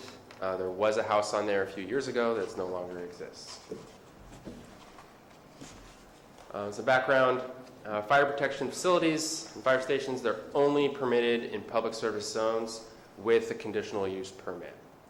Like I said before, property is currently zoned unclassified, so prior to adopting a conditional use permit, we have to approve a zoning amendment to change the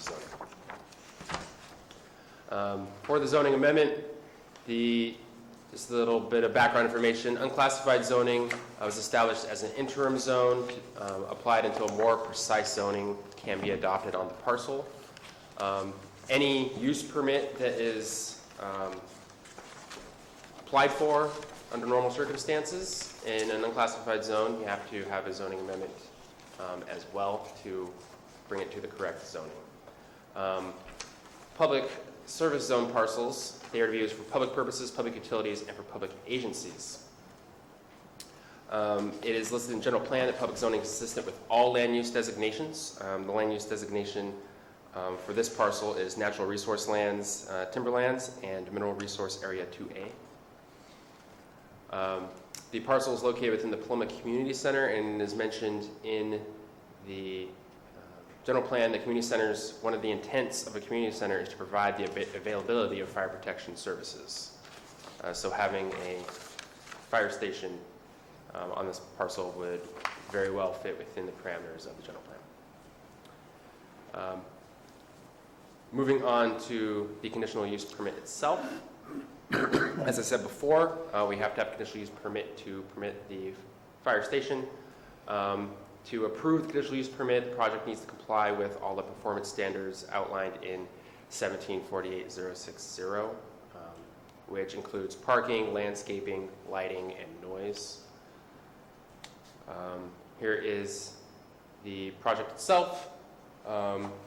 The fire station is right there with associated parking to the side and a handicap parking area up front with landscaping here in the front corner, with Main Street being on the north edge of the parcel. Here is the Google Earth image superimposed on top of the site plan so you can better see the orientation.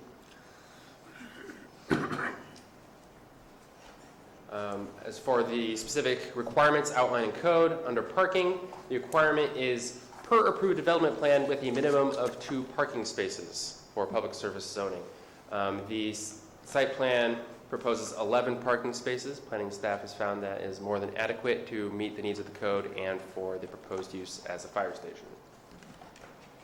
For landscaping requirements, has to be equal to 5% of the area disturbed by buildings and parking. Disturbed area is approximately 7,000 square feet, according to the site plan, which would require 350 square feet of landscaping. The submitted landscape plan, although crudely drawn, I was able to get the dimensions based off of the engineered plan that was submitted at a later date that I showed you earlier, which shows approximately 400 square feet of area in this proposed landscaped area. Currently has some trees and put some roses in there, so it should be somewhat nice. I have a question as to the landscaping. Yes. It's the oak tree that's shown in the aerial photograph, and thank you for having the superimposition. It shows when you put the site plan over it that it looks as if it's contemplated that oak tree will be preserved. Yes, they're not cutting down any of the trees on the property. And will it be the pavement area? I can't tell if the pavement area is going to be out as far as that oak tree. Let's go back here. So the paved area appears to end, that's not one, right here, next to where these rose bushes are. So if you look, the trees are over here, the paved area will be this area here. I see. Right. I'm just concerned about the oak tree. And there's no... They did state in the application that no trees will be removed. Excuse me? They stated in the application that they're going to save the trees. They're going to save the trees? Yes. That's in the application? I believe so. I didn't Maybe she just told me. I thought it was actually in the application itself. I didn't notice it. That question does exist in the application Yeah. itself. Did we get a copy of the app in the packet? Yeah, but they didn't mention the oak trees. Bless you. Bless you. Thank you.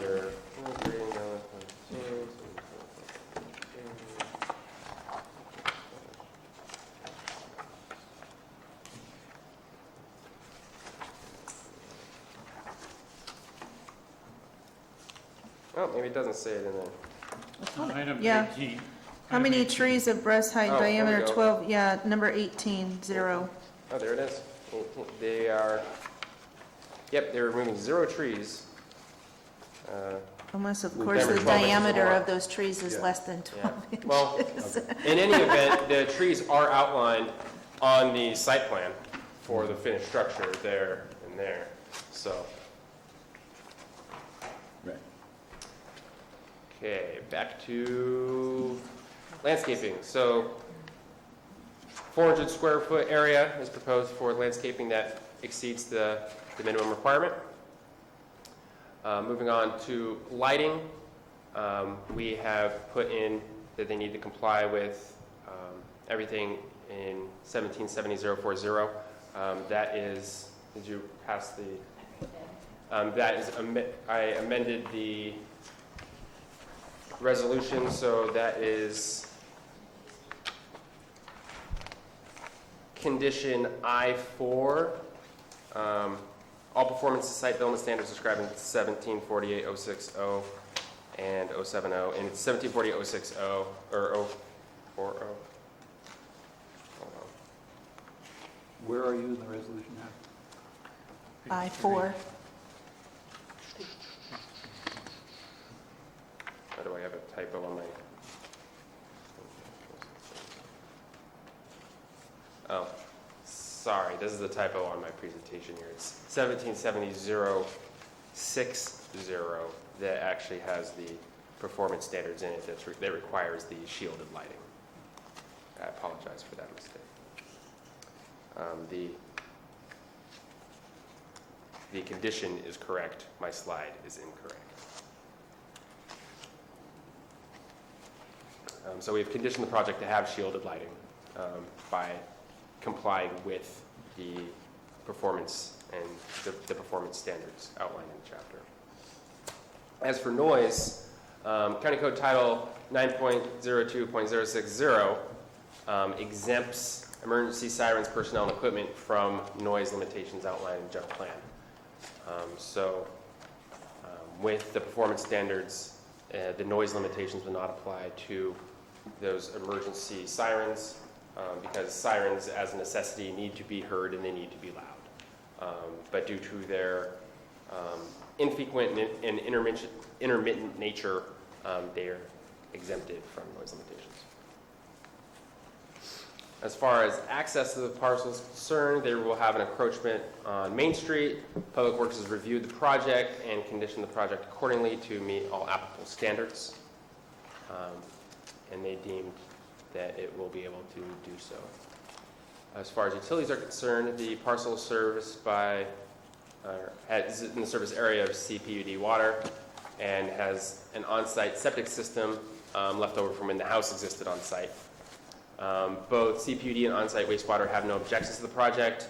On-site wastewater did condition the project to make sure that the existing on-site septic would meet standards, and if it doesn't, they will have to improve it. As far as CEQA is concerned, the initial study was prepared pursuant to CEQA guidelines. No comments letters were received beyond standard agency comments.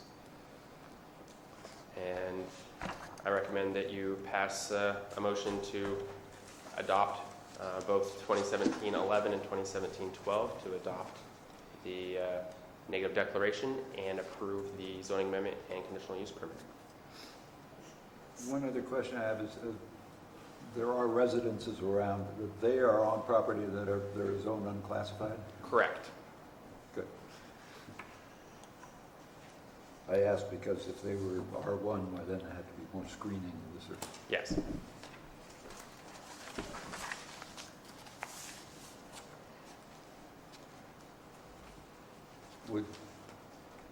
Would planning have a problem with, I mean, given the Calaveras County's policy as far as preservation of oak woodlands, which I understand this wouldn't come under oak woodlands per se, but at least concern for oak trees, putting in a specific thing under the planning department conditions where you have, I guess this is I4, is it?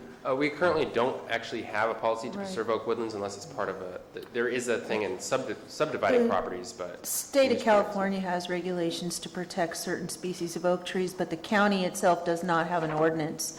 And No, I'm talking about the voluntary oak woodland management plan. that doesn't Was adopted exist. by the Board of Supervisors in 2007. I'm not saying it applies here, Uh-huh. but it is a policy that's a voluntary, asking people to preserve.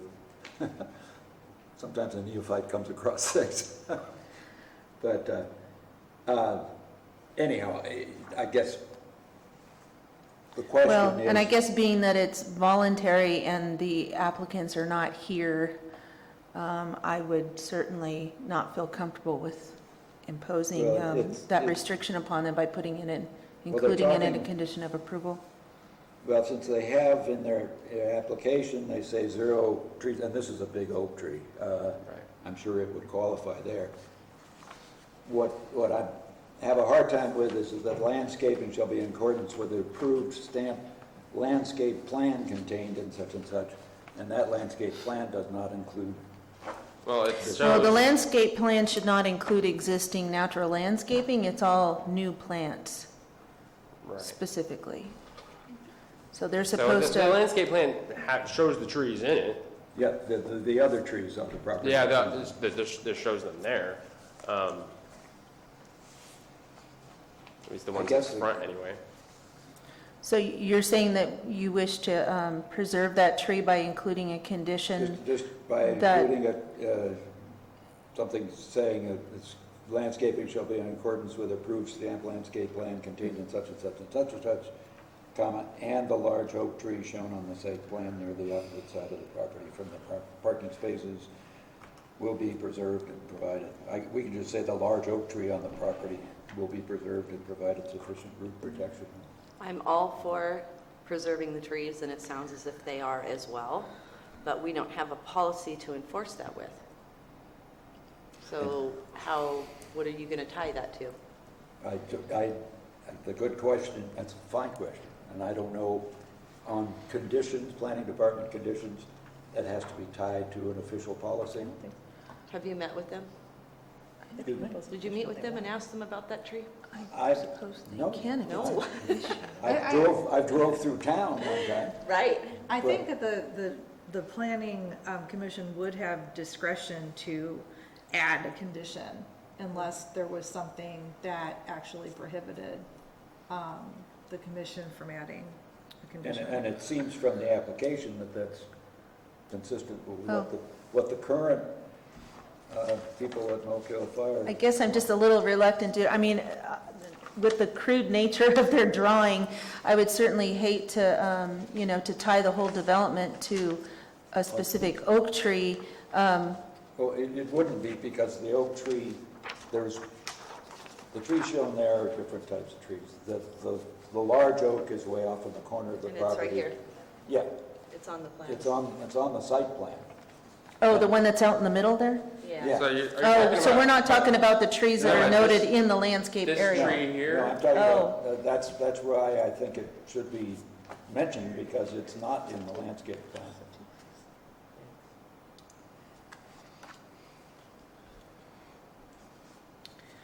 Well, if a condition is actually imposed, and if they did for some reason need to remove the tree for further development, well, I suppose they would have to come back and apply for another use permit to, for further development that's is that? beyond How much is that?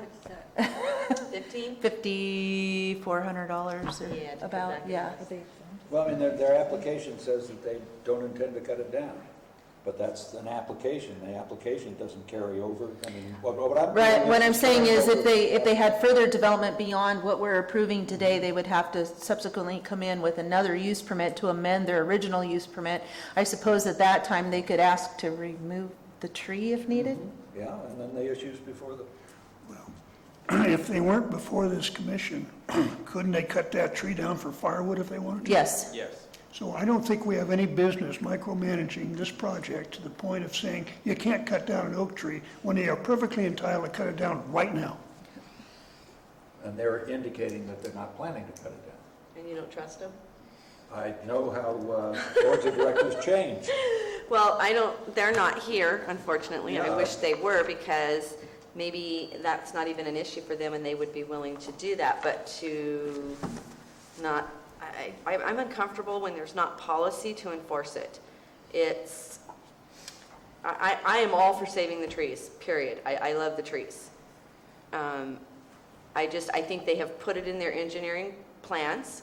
They've put in writing on their application they have no intent, and I don't want to have to see them pay $5,400 because they have to do another improvement on the property to come back. Which would include the removal of a condition that was approved in the prior Right. permit. Well, what do you think? I think they should have the right to do what they want with the tree. Commissioner Bocelli? Well, if they're not here, I find I'd be reluctant to impose something new. If The they're question not is, here. why aren't they here? Yeah, that's right. If they were here, why, we'd feel comfortable doing it. Yeah, I think we could ask them to agree. yeah, exactly. Why aren't they here? Do we know? Suzanne Coe, the woman I've been dealing with, just said she wasn't available this morning and asked if there was any opposition that I knew of to the project. I said no. She said, then I trust it in your hands. I said, okay. Okay. Okay. Can I take public comment on this?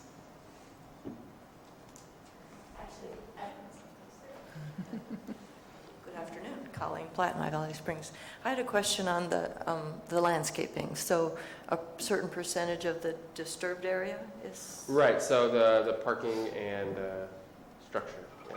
and that was 7,000 square feet? Approximately, yes. And that's how you came up with 400 square feet? Right. So the landscape plan, is that it? So what they showed me with landscaping was this. And I think it was 350 and they're doing 400. Is what Right. they, yes. So, But so that- this area here, with the trees, rose bushes versus landscape, that's around 400 square feet. I did that on this is engineer plan drawn to scale. I just took my scale and I No, that's okay. I outlined believe this you. area here. You Right. know. Right. So go back to where you imposed the aerial on the, yeah. So those existing green trees are in that 400 square feet area? They're on the edge of it, I suppose. The 400 square foot area that I grabbed was about here. It was drawn on their plan, it showed 2 trees in it. Right. Yeah, so I'm assuming I made those- this box a little big. It probably should be more like here. But. Well, you don't know, in other words, if those 2 trees that they show are the existing trees or if those are going to be new I trees? assume that those are existing trees. You're assuming, okay. Because So- they do show up here, Okay. tree, aerophoto, tree. So you're And they said including, they're not gonna okay, so get that's rid what of I'm that. just trying to figure out. You're including the existing trees in the new landscaped area. Right. So they're kind of on the edge. I assume there's area to be landscaped underneath the canopy of the trees.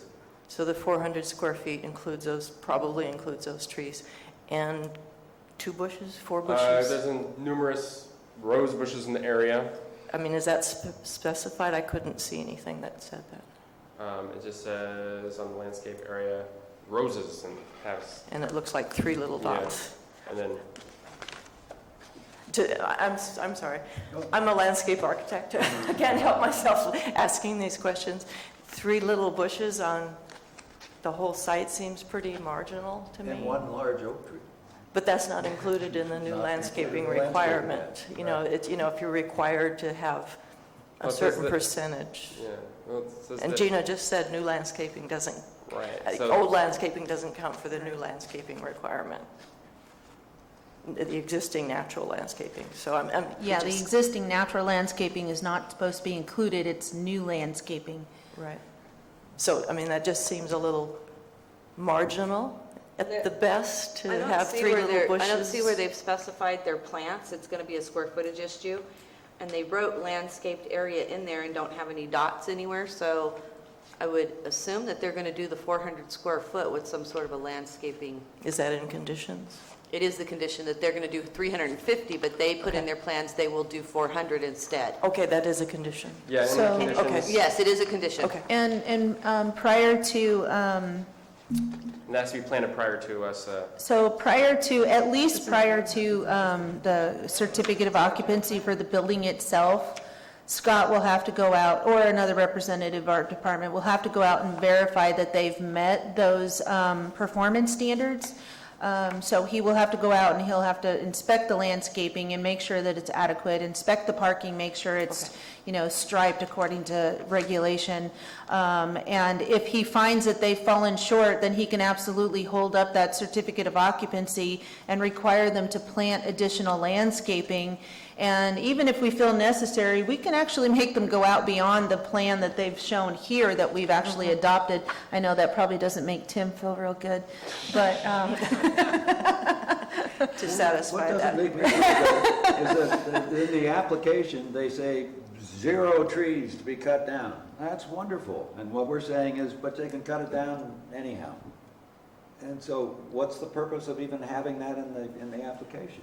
Because if they were going to cut down that tree, we would want to be looking at that situation. I think if they had actually proposed the building or the parking over in the area where a tree had to be removed, then they probably would have said, I'm removing this tree because I'm going to build a building here. But in this case, it just happens to be a lone tree out in the middle of the, undeveloped area. But to further restrict that, for future potential development. But what we're doing is restricting them to what they say they're going to do, which, if they were here, we'd ask them. Since they're not here, we can't.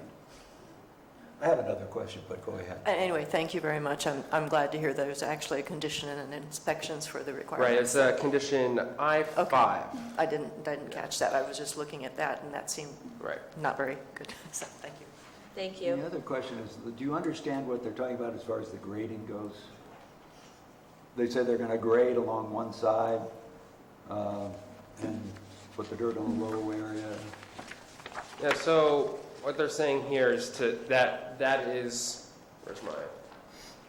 that's for this area here in the parking, to kind of shore up the parking area that they're going to be using. That's what that grading's for. And then just move the dirt elsewhere. Right. Presumably not around the oak tree. Right. Okay, we'll assume the best. Especially if they volunteered to preserve the oak tree. Yes, but they can cut it down tomorrow.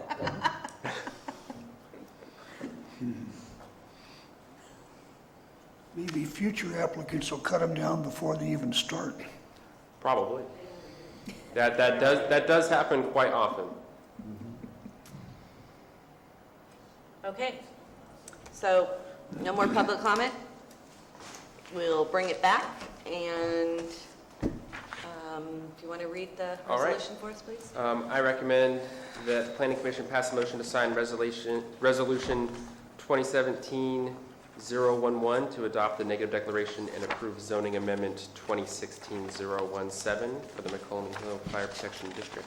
I make such a motion because I think it's great to have a fire department protection in every small town. Me too. Excuse me, is that 011 or 012?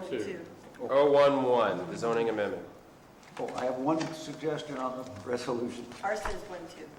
There's two of them. There's two. There's a conditional use permit, which is 012, and the zoning amendment, which is 011. You have to do the zoning. We have to do the zoning amendment first before I can ask you to pass the And conditional. on each of them, when you do the parcel number in the resolution, you leave the 5 off of the 016005.